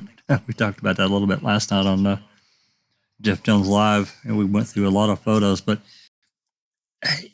I don't know. Insane. It's completely insane, right? If you got the RAV4 under a tarp, what is the danger then of opening up a door and just seeing, wear a hazmat suit if you have to. What's the danger in case that there's a ransom note, some information that could lead to where Teresa is? Nothing. No, these guys waited until it actually pissed down with rain and then moved the RAV4, hence contaminating the crime scene with lots of rain on it, wiping away prints, DNA, you name it. So it honestly makes no sense. That's also if you believe that the truck driver took the bolt off underneath the RAV4 in order to lift up the RAV4 so it can be placed on the truck. Did they, in actual fact, open up the RAV and put the car in neutral, so they can move it? I don't know. Yeah. Well, if we put stock in Hindenburg's Know Your RAV series, they had to have done something, because you can't just simply, because it being an all-wheel drive vehicle and the way those cars are made, it's a real pain in the ass to try to unbolt whatever underneath a car like that to get it to roll. I think they went in and did something. And we have to remember they had control of all of it. We have no real documentation. Yeah, all we know, Jack 61, is that the cadaver dog gave a hit at the back of the RAV, right? Yep. Right. And that's when Kratz during the trial, and I think also Fassbender and Wiegert, I think, the investigator said we now were dealing with a homicide. Now, how did they know that it was actually blood in the RAV? It could have been blood on the outside of the RAV. Right? A23. Could have been right? A23. Yep. Could have been any other blood. But the dog stuck its head underneath the tarp, gave a bark, it gave a hit to say, hey, I smell something here, or I detect a remains or whatever. And it begs the question, right? No investigator or anyone, while the RAV4 was at the salvage yard, noted any blood or smelt anything. Nope. No one made any comment whatsoever. And there were guys there with torches. And are you trying to tell me that a private investigator or an ex-private investigator wouldn't have checked the key to see if there was a key in there, right? And say, oh my God, I see blood, right? Exactly. No one mentions any blood at all. When the RAV4 is taken to the crime lab, that's the first time when we get to mention blood, right? So that's very interesting. Well, and them not memorializing opening the RAV is always a problem for me. I think it should have been shot with video, even if it was just to put up a tripod, stick a camera on it, and make a video. Just let it run while you, exactly. It would have been even better if somebody would have had a handheld to show what they were doing. But we know what the problem with that is, Jack 61, right? If you have a video, you can't change the narrative unless you splice the video, right? That's right. That's right. So imagine the state would have said, well, we took a 4-hour video of the processing of the RAV, and oh my God, it's only come down to 28-second clip. Right. Here you go. Right. Exactly. Just like the flyover. No splicing. just like the flyover. Correct. And you're right. When you have an in situ crime scene video, you can't beat that. But there's one problem. You then can't control the narrative, right? You can't control the narrative because if you've got an in situ picture, they'll say, what do you mean you found this here? Not according to the video, right? So hence, you don't want to document it, but you're correct. Proper crime scene documentation is, hey, get the camera out. Let's get everything in situ, right? And then we'll open it up. We'll do the swabbing. We'll take the... No, you see none of that. No. No. Jinx says we should see ruling out of people, which we don't see. And you're exactly right. There was no working from the friends or the middle out. It was... it started out with Stephen Avery. And that's where it stayed. It didn't, there was no ruling out of any other suspects. No. Like a normal investigation would be. No, it was always Avery from, almost when they get, almost, well, I mean, you know, we can go back and play the call from Dennis Jacobs. Do we have a body yet? Not that I'm aware of. Is Stephen Avery in custody? And, you know, this is an hour and a half after they found the RAV. It's like, what? Allegedly. Yeah, there was a question. Sorry, guys, there was a question about the cadaver dogs. I don't know if they allowed the cadaver dogs or the scent dogs in the RAV. I don't know. I don't think they did. I don't know. I don't think so. Because I think it was a Brutus, the one that stuck his head underneath the tarp and gave a hit. I don't know whether they certainly wouldn't have allowed Brutus in the RAV4, not at that stage. But I don't know whether they allowed the scent or cadaver dogs inside the RAV4 at any stage, because you've got to be careful, right? A dog can potentially contaminate the crime scene. You know what I mean? In a small confined space. Yeah. You've got to be very, very careful. Yeah. Yeah, we talked about that potential for contaminating the scene with people. You know, there was talk about, I remember we had a live, I don't remember which one it was, but talking about anyone potentially being in the RAV or in Teresa's house, picking up her scent, and then that scent getting tracked over, around Cuss Road and all that. Because we had to remember that the scent dogs are what led them off of the Avery property. Yep. And they literally spent more time off the property than they did on it. Actually, I think by quite a bit. So, following the dog tracks. In fact, let's take a look at that right now while we're talking. While you're doing that, yeah. While you're looking for that, Behind the Magic said, so we're told Groffy went in first, but could it have been Culhane? Of course it could have. I think it could have been anyone, but Culhane would be my first guess. Well, according to the records, Culhane came in the day after that Groffy did. But if we're talking about a planting scenario, it meant that the blood would have already had to have been in there before Groffy got there. Right? Because Groffy is the one that was meant to photograph the... So it's perfect, right? You plant the blood, you call in a third person that's got nothing to do with anything and say, oh, look, there's blood. So hence, he's got great plausible deniability to say, well, when I got to the RAV, the door was unlocked. It wasn't me. So if you're going to plant, then you would have done so after the RAV4 got off the property and before it got to the crime lab. That's the way to do it. Yeah.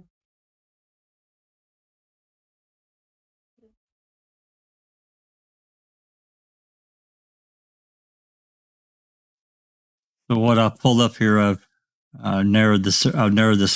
This interactive map is what yours has created. It's such a fantastic tool. It is so good.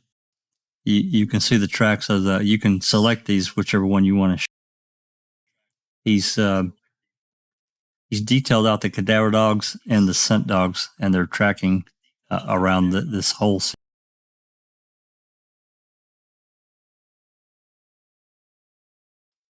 Pretty large area if you think about it. It really is. Let's do the cadaver dogs first, since it's the first one on the list.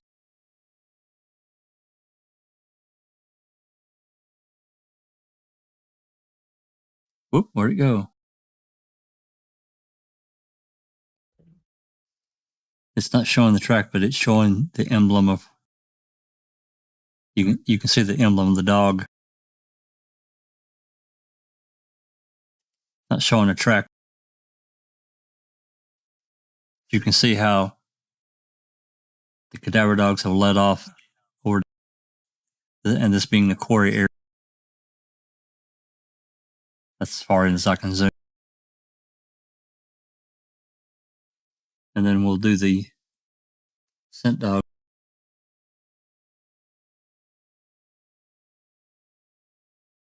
They're absolutely everywhere.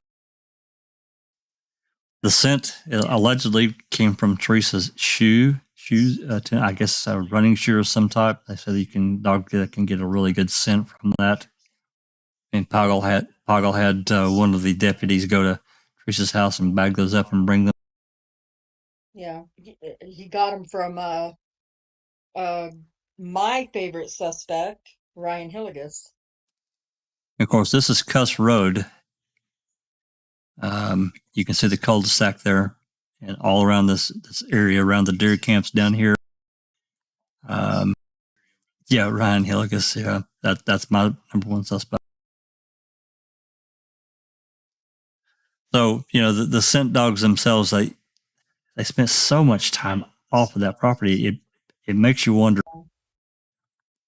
I mean, dogs they're unbiased and just don't give a damn. Yeah, they don't. They're just doing a job. They're not trying to solve a crime. They're just doing a job. That's right. You stick something in their nose and track, and they go to it. So it's a really interesting mix. We add the cadaver dog. You'll see those points pop up. But Jack, with that diagram that you've got up, Do you notice the lack of dog tracks on the route that Brendan Dassey said both him and his uncle took? Yeah. That is real damning. Because when you think about it, any scent in that vehicle would have been very fresh on October the 31st, right? And those dogs can pick up scents years later. And you notice that there's a massive lack of any tracks, significant tracks near where the crusher is. But isn't it interesting that there was a dog hit just outside Chuck's place? Isn't that interesting? Yep. Yep. It is. And, if they would have been in that bit. The shoes. Yep. Sorry. No, go ahead. I'm just going to answer a question.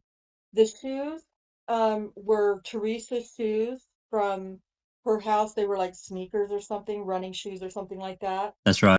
And that's what we're talking about, where the dogs got her scent from.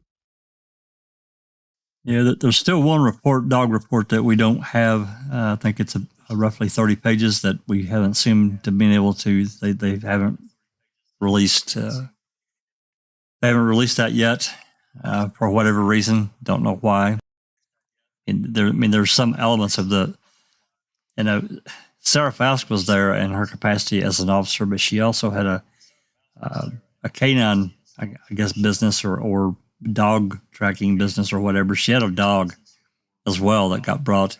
So there's some confusion there, or not really confusion, but it kind of is. It kind of screws up the whole case. I think that there's been efforts by others in getting records requests from the Kaukauna Police Department about reports that she turned in about this.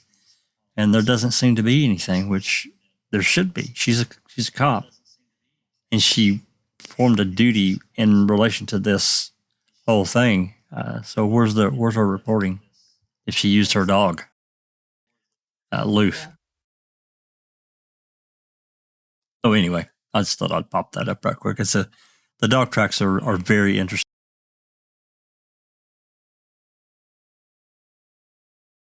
What I find particularly intriguing, Jack 61 and panel, is when you have multiple hits or hits with both a cadaver and a scent dog. To me, that's very, very telling, because it goes to show that you've got two different type of dogs. One that detects decay and is not specific for Teresa Hallbark. But then you have a scent dog, which is meant to be specific for Teresa. When you've got those overlapping hits, you take that serious, right? And it then begs the question, what the hell are those dogs doing outside the salvage yard? That's right. And that and knowing this report that, this motion reply that Fallon wrote, and he clearly said they found bones at the clandestine burial site. And what happened to them? Where are they at? No reports on that either. And it's a shame that got missed back when it did in 2006. Tim Tedious found this some months ago. This motion reply, I'm sure I read it at some point. I missed it too. But knowing that they found something there, that whole area is being treated as a crime scene. Anyone that looks at those photos would immediately say that's a crime scene, because that's the way they treated it. That's the way they acted. You just don't use those much resources for a couple of old peat moss bags and a rotten pallet. No way. No way. But the important point, sorry to interrupt, Jack 61, is that the state itself labelled the clandestine burial site as a crime scene, right? Because it was Fallon and Kratz who had mentioned bones, right? Found at the clandestine burial site. The only clandestine burial site we know of is Cuss Road. That's right. So they themselves let the cat out of the bag. We're not speculating here. It's in a report, right? And that's why that report was written, as to why the state was stretched for resources and why they had to include the MTSO officers. Now, if they hang themselves, what can Kathleen Zellner do? When she gets in front of a judge, she would present all of this as a strong alternative narrative that the state cannot weasel their way out. Because now you've got all these arrows pointing elsewhere, away from Stephen, away from Brendan. The state can't keep filling over the cracks. Eventually, the whole thing's going to fall down, and that's what Kathleen Zellner needs to do to get in front of a judge to present her case. That's right. At the end of the day, that's the goal. Get in front of a judge, get an evidentiary hearing, and answer some of these questions. Get people up in the stand under sworn testimony, and they can either answer the question or say, "Oh, I don't recall," which I'm sure a lot of them will. But I agree. And that's her goal. Talking about Bobby, we've talked about this many times. I said it just a little while ago. I think he was compromised to the point that he didn't really have any choice at all. We don't know what was said to him off tape.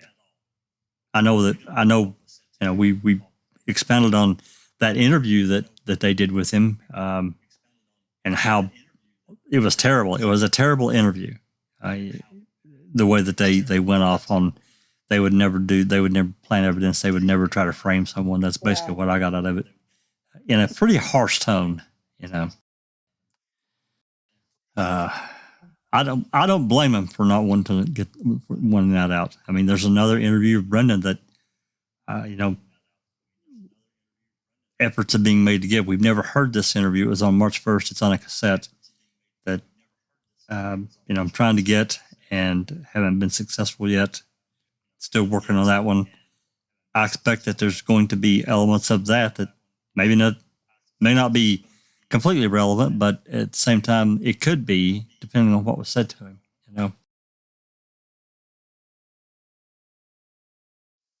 So anyway, all right. I'm just scanning through this PDF. I just don't see the need to read through what we already know. She's pointing pretty much directly at Bobby as her alternate suspect. This is not new. And then there's I know that one of these documents is like 190-something pages, and the other ones, they're lengthy. All of them are. So they're available there. I will link this Fox 11 website in the chat for anybody that doesn't already have the documents and may want to download them. One thing else I'm going to pull up here before we go, because I think there's another filing. Give me just 1 second, guys. See if I can pull this up here.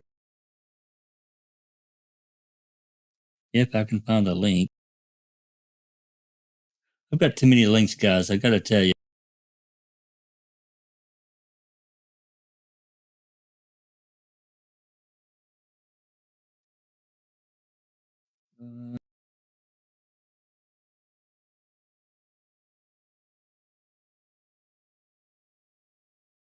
Here we go. I think this is it.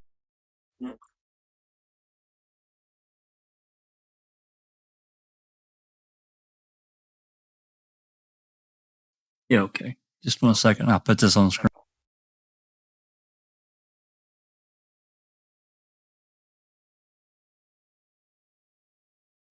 This is Stephen's record. And anything that happens, it gets added to his record. As you can see, this is the circuit court, the Wisconsin Circuit Court access. And so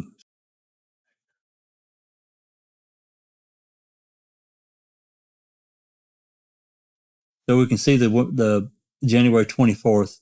This is the first document. I haven't pulled up the other ones, but there's no need. This is the ones that we see today.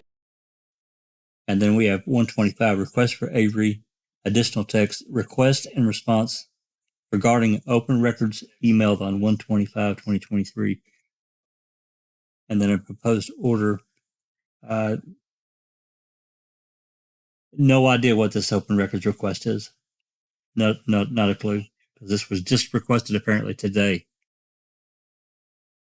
Yeah, today being the 25th. So no idea what this is. I couldn't even venture to guess what this request is for. Well, that's coming apparently at some point. And obviously this proposed order, no idea what that is either.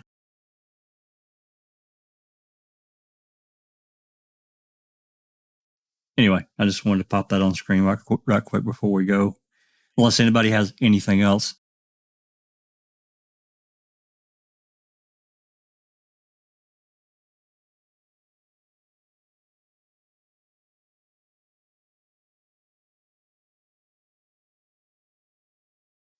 Any other questions or comments from the chat runner that you see? I just kind of several random, I don't mean random, and I don't want not to offend anybody. Well, I will say case 10 is saying, so KZ will probably file her response to the state tomorrow, correct? Well, I'm not, yeah. I mean, I think that, I don't know.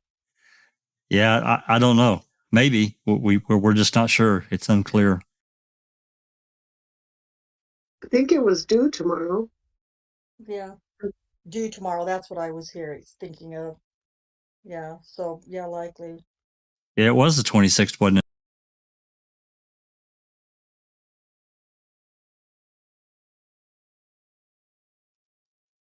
Fangirl, CTM Fangirl, I just read 94 pages that was filed today. Yeah, that's right. Well, there's actually four filings. Like I said, I'll leave the link. Most of it, the three other attachments are prior filings from prior motions and so forth that she's attached. And then, and this first one is basically going over what's already been filed. There's nothing new in it as far as we know. I haven't personally read it. Susan read it. I know several people have read it, and they said it was pretty much the same. Reworded a little bit. Yeah. Yeah. Allie's softball life, that's funny. The news station says, quote, we will not name the alternate suspect because he hasn't gone to trial or been charged. They sure as hell blasted Stephen and Brendan's name. Sure did. Yep. Yeah, those Stephen's name especially got dropped, started getting dropped in very quickly when Teresa went missing. They're pretty biased. Everything that I've seen from the Wisconsin media, I've expanded upon my problems with them, my issues. This relationship that they want to carry between themselves and law enforcement. I understand it's a tenuous thread. I get that. At the same time, they have a responsibility in truth and reporting, and that's been forgotten. That's something that I think some are maybe trying to do that as best they can, but this grab for a share of the market media and the clickbait shit, they're trying their best to stay alive in that.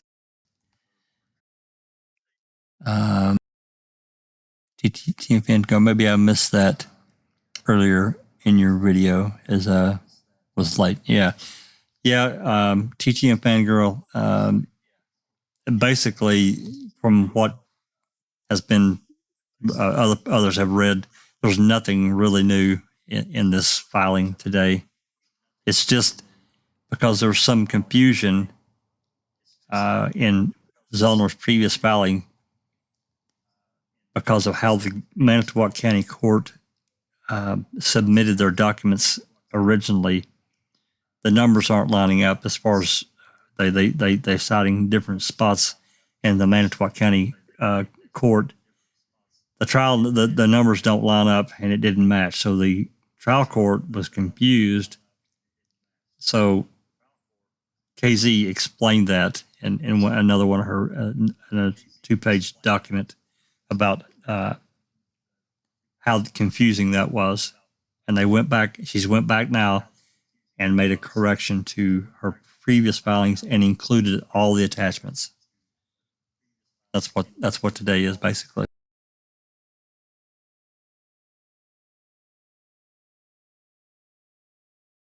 Yeah, I agree, Maz. Wouldn't be so bad if they told the truth, but they're all bloody lies. Yep, no doubt. Yeah, I'll make sure that we get that everything's. I think everything is in the library. I think that's what I read that somewhere. We have everything in the library. Is that right, Rhonda? Didn't I read that somewhere in our discussions?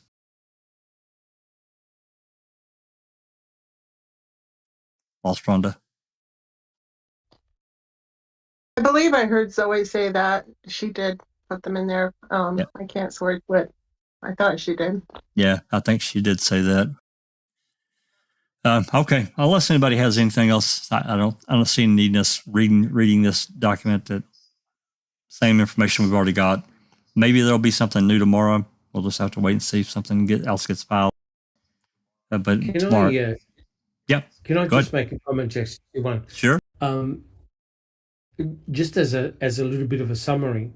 Now, if you're the state and you're looking at this, that's all the documentation that Kathleen Zellner and her experts have amassed. You've got to be worried, right? You really have to be worried. I think there's something close to 450 pages of information that's been accumulated over the many years that Stephen Avery's previous filings and the filings done when Kathleen Zellner took over. You've got to be very worried. And the reason why is, if you believe in the state, none of this information should exist, right? There should be no alternative narrative present at all. Finished. It was Stephen, it was Brendan. Simple. But quite clearly, with all the information that we see here, it will take you hours to go through it. Absolute hours. If I was a state, I would be worried. Personally, I do believe that they are worried, and they're using very, very clever legal arguments to stonewall Kathleen Zellner at every possible opportunity. And to me, this is an injustice to the memory of Teresa Halbach. And I just want to leave it at that. I've never seen anything like it as an Australian looking at this from outside. It's truly, truly shocking how much material Kathleen Zellner has to put forward and continuously just to get an evidentiary hearing. Sad to see, guys. Very sad to see. Yeah, it's as an American citizen, I can tell you it's really frustrating. I mean, I don't live there. I don't live that far from that region, but I just can't imagine being in an area where there's this implosion. I call it an implosion of our criminal justice system. Even understanding how difficult it is to undo a conviction, let alone two convictions, once the processes went through. The process itself is what's key here, and was completely motherfucked, in my opinion. This is, again, my opinion, just from what I know, what I've read, what I've heard, what I've seen.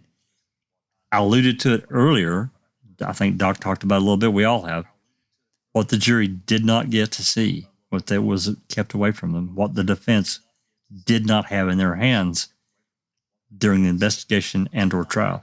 Just think about the phone calls themselves or dispatch records.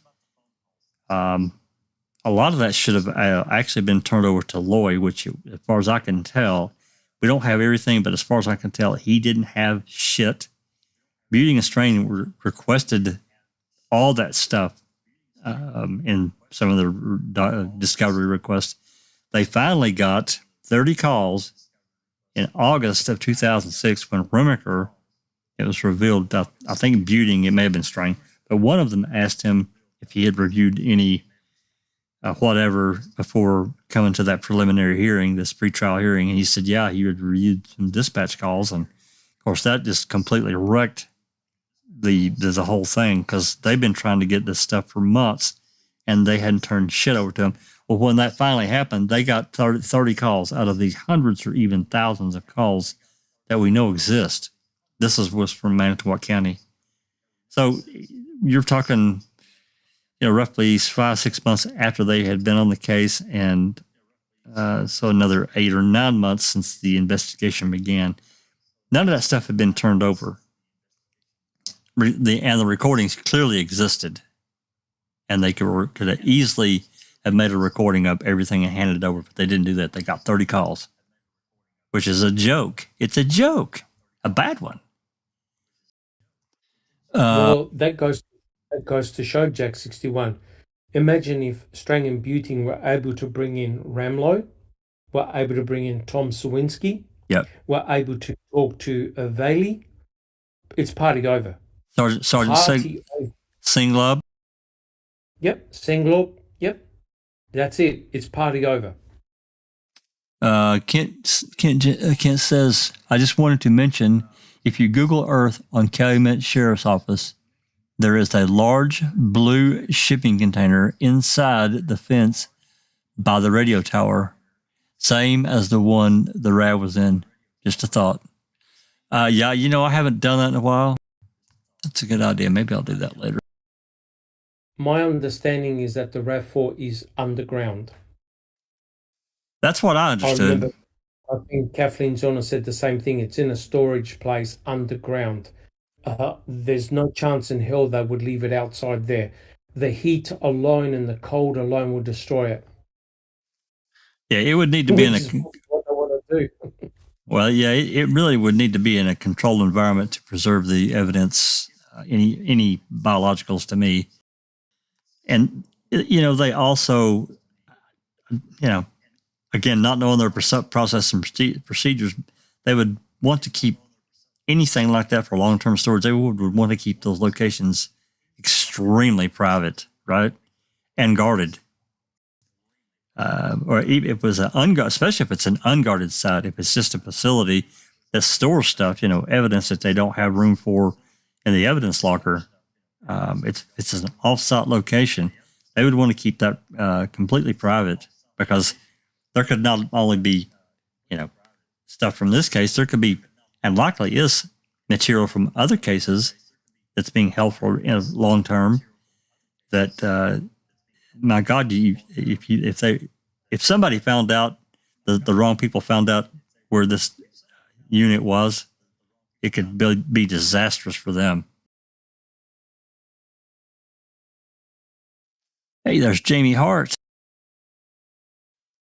Jamie says, as long as it stays sealed in the container, it should be okay. Being underground, you have more of a chance of moisture and mold. That's true. That's why I said it really need to be in a controlled environment. Even if it's in a container, they can put whatever to control the moisture and so forth. Yeah, you're completely right, Jamie. So, all right. Anything else before we take off?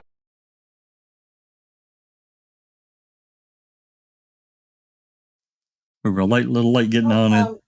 Yep. TTM said Jay Buting tweeted. You mean like just now he tweeted? TTM? I'm looking on Twitter.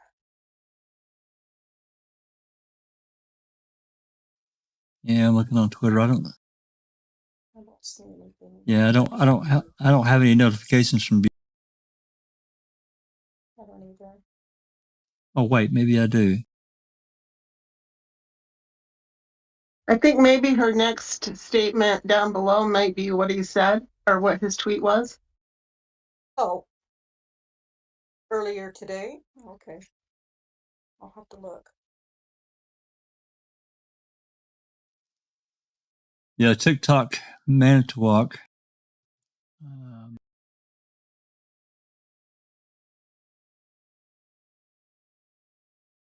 Oh,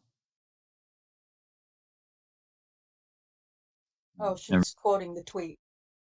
Old cases had to have docs retroactively scanned to e-file system. So number assignments are screwy. The state pointed out some discrepancies and KZ corrected. Tomorrow was her reply. Thank you, TTM. Saves me from having to go look for it. There you go.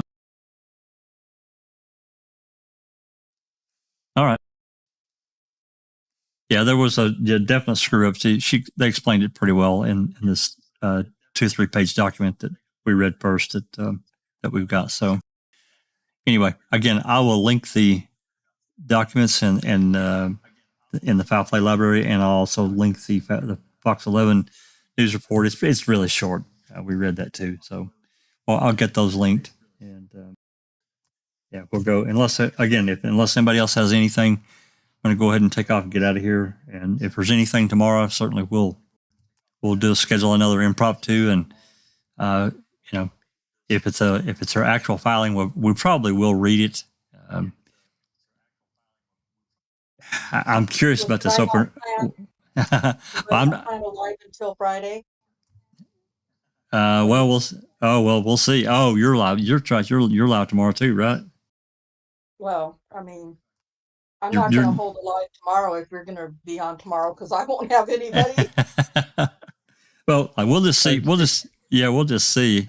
Doc? Just to say hi to Barb. She's joined the chat.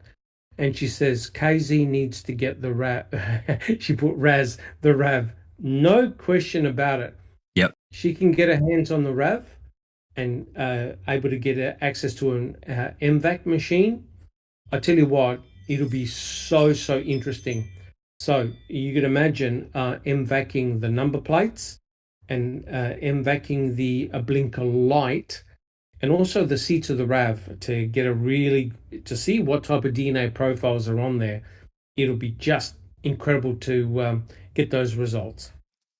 I've probably asked you this before, Doc, but this many years later now, we're talking about 17, coming into 18 years later. Luminoling it now, luminoling inside that RAV would be rather pointless, wouldn't it? You know what? Unless you try it, you're never going to find out. Because I think you actually alerted me, or somebody alerted me to there was a crime scene in a dumpster. Like, we're talking about a real old crime scene, many years old, and they luminoled it, and it worked. They're actually able to do the distribution of the blood. So the luminol is a chemical treatment. It's chemiluminescence. Wherever there's blood, or even when you try to attempt to clean up the blood, you're going to see it. You may have to use a lot of luminol, but there are other stains as well. The nice thing is it's chemiluminescence. It fluoresces. So I would definitely luminol treat the RAV after you've taken the MVAC. And I know some people in the chat said, what's the MVAC? Basically, if you've ever seen a Bezel a vacuum cleaner that's got a solution, it basically sprays a solution onto a surface and it vacuums it up. That means that any DNA or cells which are deeply embedded in especially a porous object like a seat or carpet, the MVAC extracts the DNA and cells deep in the carpet or material. You then collect it on a special filter. You then extract that DNA and you do the genomic profiles. And scientific analysis has shown that you get a multi-fold increase in the amount of DNA that you recover from MVAC. And I didn't even realize, but that you can lose up to 60 to 80% of material when you use a swab. So a swab is very inefficient. But the MVAC is the bee's knees. Oh yeah, they've even done like irregular surfaces too, hadn't they, Doc? Like rocks and bricks. Yeah. Rocks and bricks. They actually were able to solve a cold case. I think it was a 20-year-old cold case. They preserved a rock that was used to kill a female, and they were able to extract the genomic DNA from the rock and work out who the killer was years later. Isn't that incredible? Here we go. Avery, Casey just tweeted Avery status tomorrow. I was just going to say. Tomorrow we'll file our 43-page reply to the state's response. It has an extensive appendix. Yesterday we filed a motion for leave to file an amended motion giving Judge Suckowitz additional citations. She promptly granted our motion. Okay, well, tomorrow. So tomorrow there's going to be a filing, 43 pages, so plan on it. Well, then I'm not going to schedule a live but I don't want to interrupt Becca on Friday either. I'll worry about mine. I'll take care of it. I'm sorry. I'm sorry, Rhonda. Don't be sorry. Don't be sorry. Well, Casey normally files on Fridays, so now she's gumming the whole works up. I'm kidding. Well, it's no big deal. Right. I mean, I have important stuff to talk about too, but it's okay. We can do it another time. I'm just teasing, Jack. We'll do it. Guilt tripping. You're guilt tripping me. No, I'm kidding. I understand. Before, right? That's right. That's exactly right. Anthony Hills, if hood touch DNA can last 143 days plus in a shipping container, anything is possible. Well, you got that right, Anthony. Of course, I'm like Doc. I really, it's always with sarcasm we talk about that lasting that long and having that robust of a sample that they got off that hood latch. I think somebody was busy with a growing swab that they went out there and rubbed all over that damn thing. That's what I think. I mean, just from what I read, I'm not a scientist, just from what I read, after a couple of weeks, touch DNA begins to degrade rapidly. Yeah, DNA normally on the surface starts to break down. So anything that's chemical, metal, contains bacteria, fungi, all of those, and also the sun, UV, all of those things can actually aid in degrading DNA. But having said that, there are new methods now which can detect even degraded DNA. So it's worth a go. Definitely worth a go. Yeah, I agree. Get that damn MVAC on everything. What's that, Rhonda? No, what's that? No, go ahead, Rhonda. The link that I just dropped is not for the Jeff's video, but it's a video I sent to Doc yesterday, I think, or the day before, about the Idaho 4 case and them using MVAC on Koberger, his car and whatever. I haven't watched it yet, honestly, but it's about MVAC. Yeah, so I want to take a look at that and see how they're going to try to use it in the Idaho 4 case. I'd like to take a look at that too. That MVAC is really interesting, and there's a website you can go to, and they've got a video that kind of shows the process of what Doc was talking about earlier. It's really interesting, and what they can do with it really is amazing in comparison to just a swab. That video, just Rhonda, I actually watched the presentation live, and they even answered one of my questions. Oh, nice! So how about that, huh? So how about that? That's cool. So that's awesome. That's a little bit of exposure for the foul play team.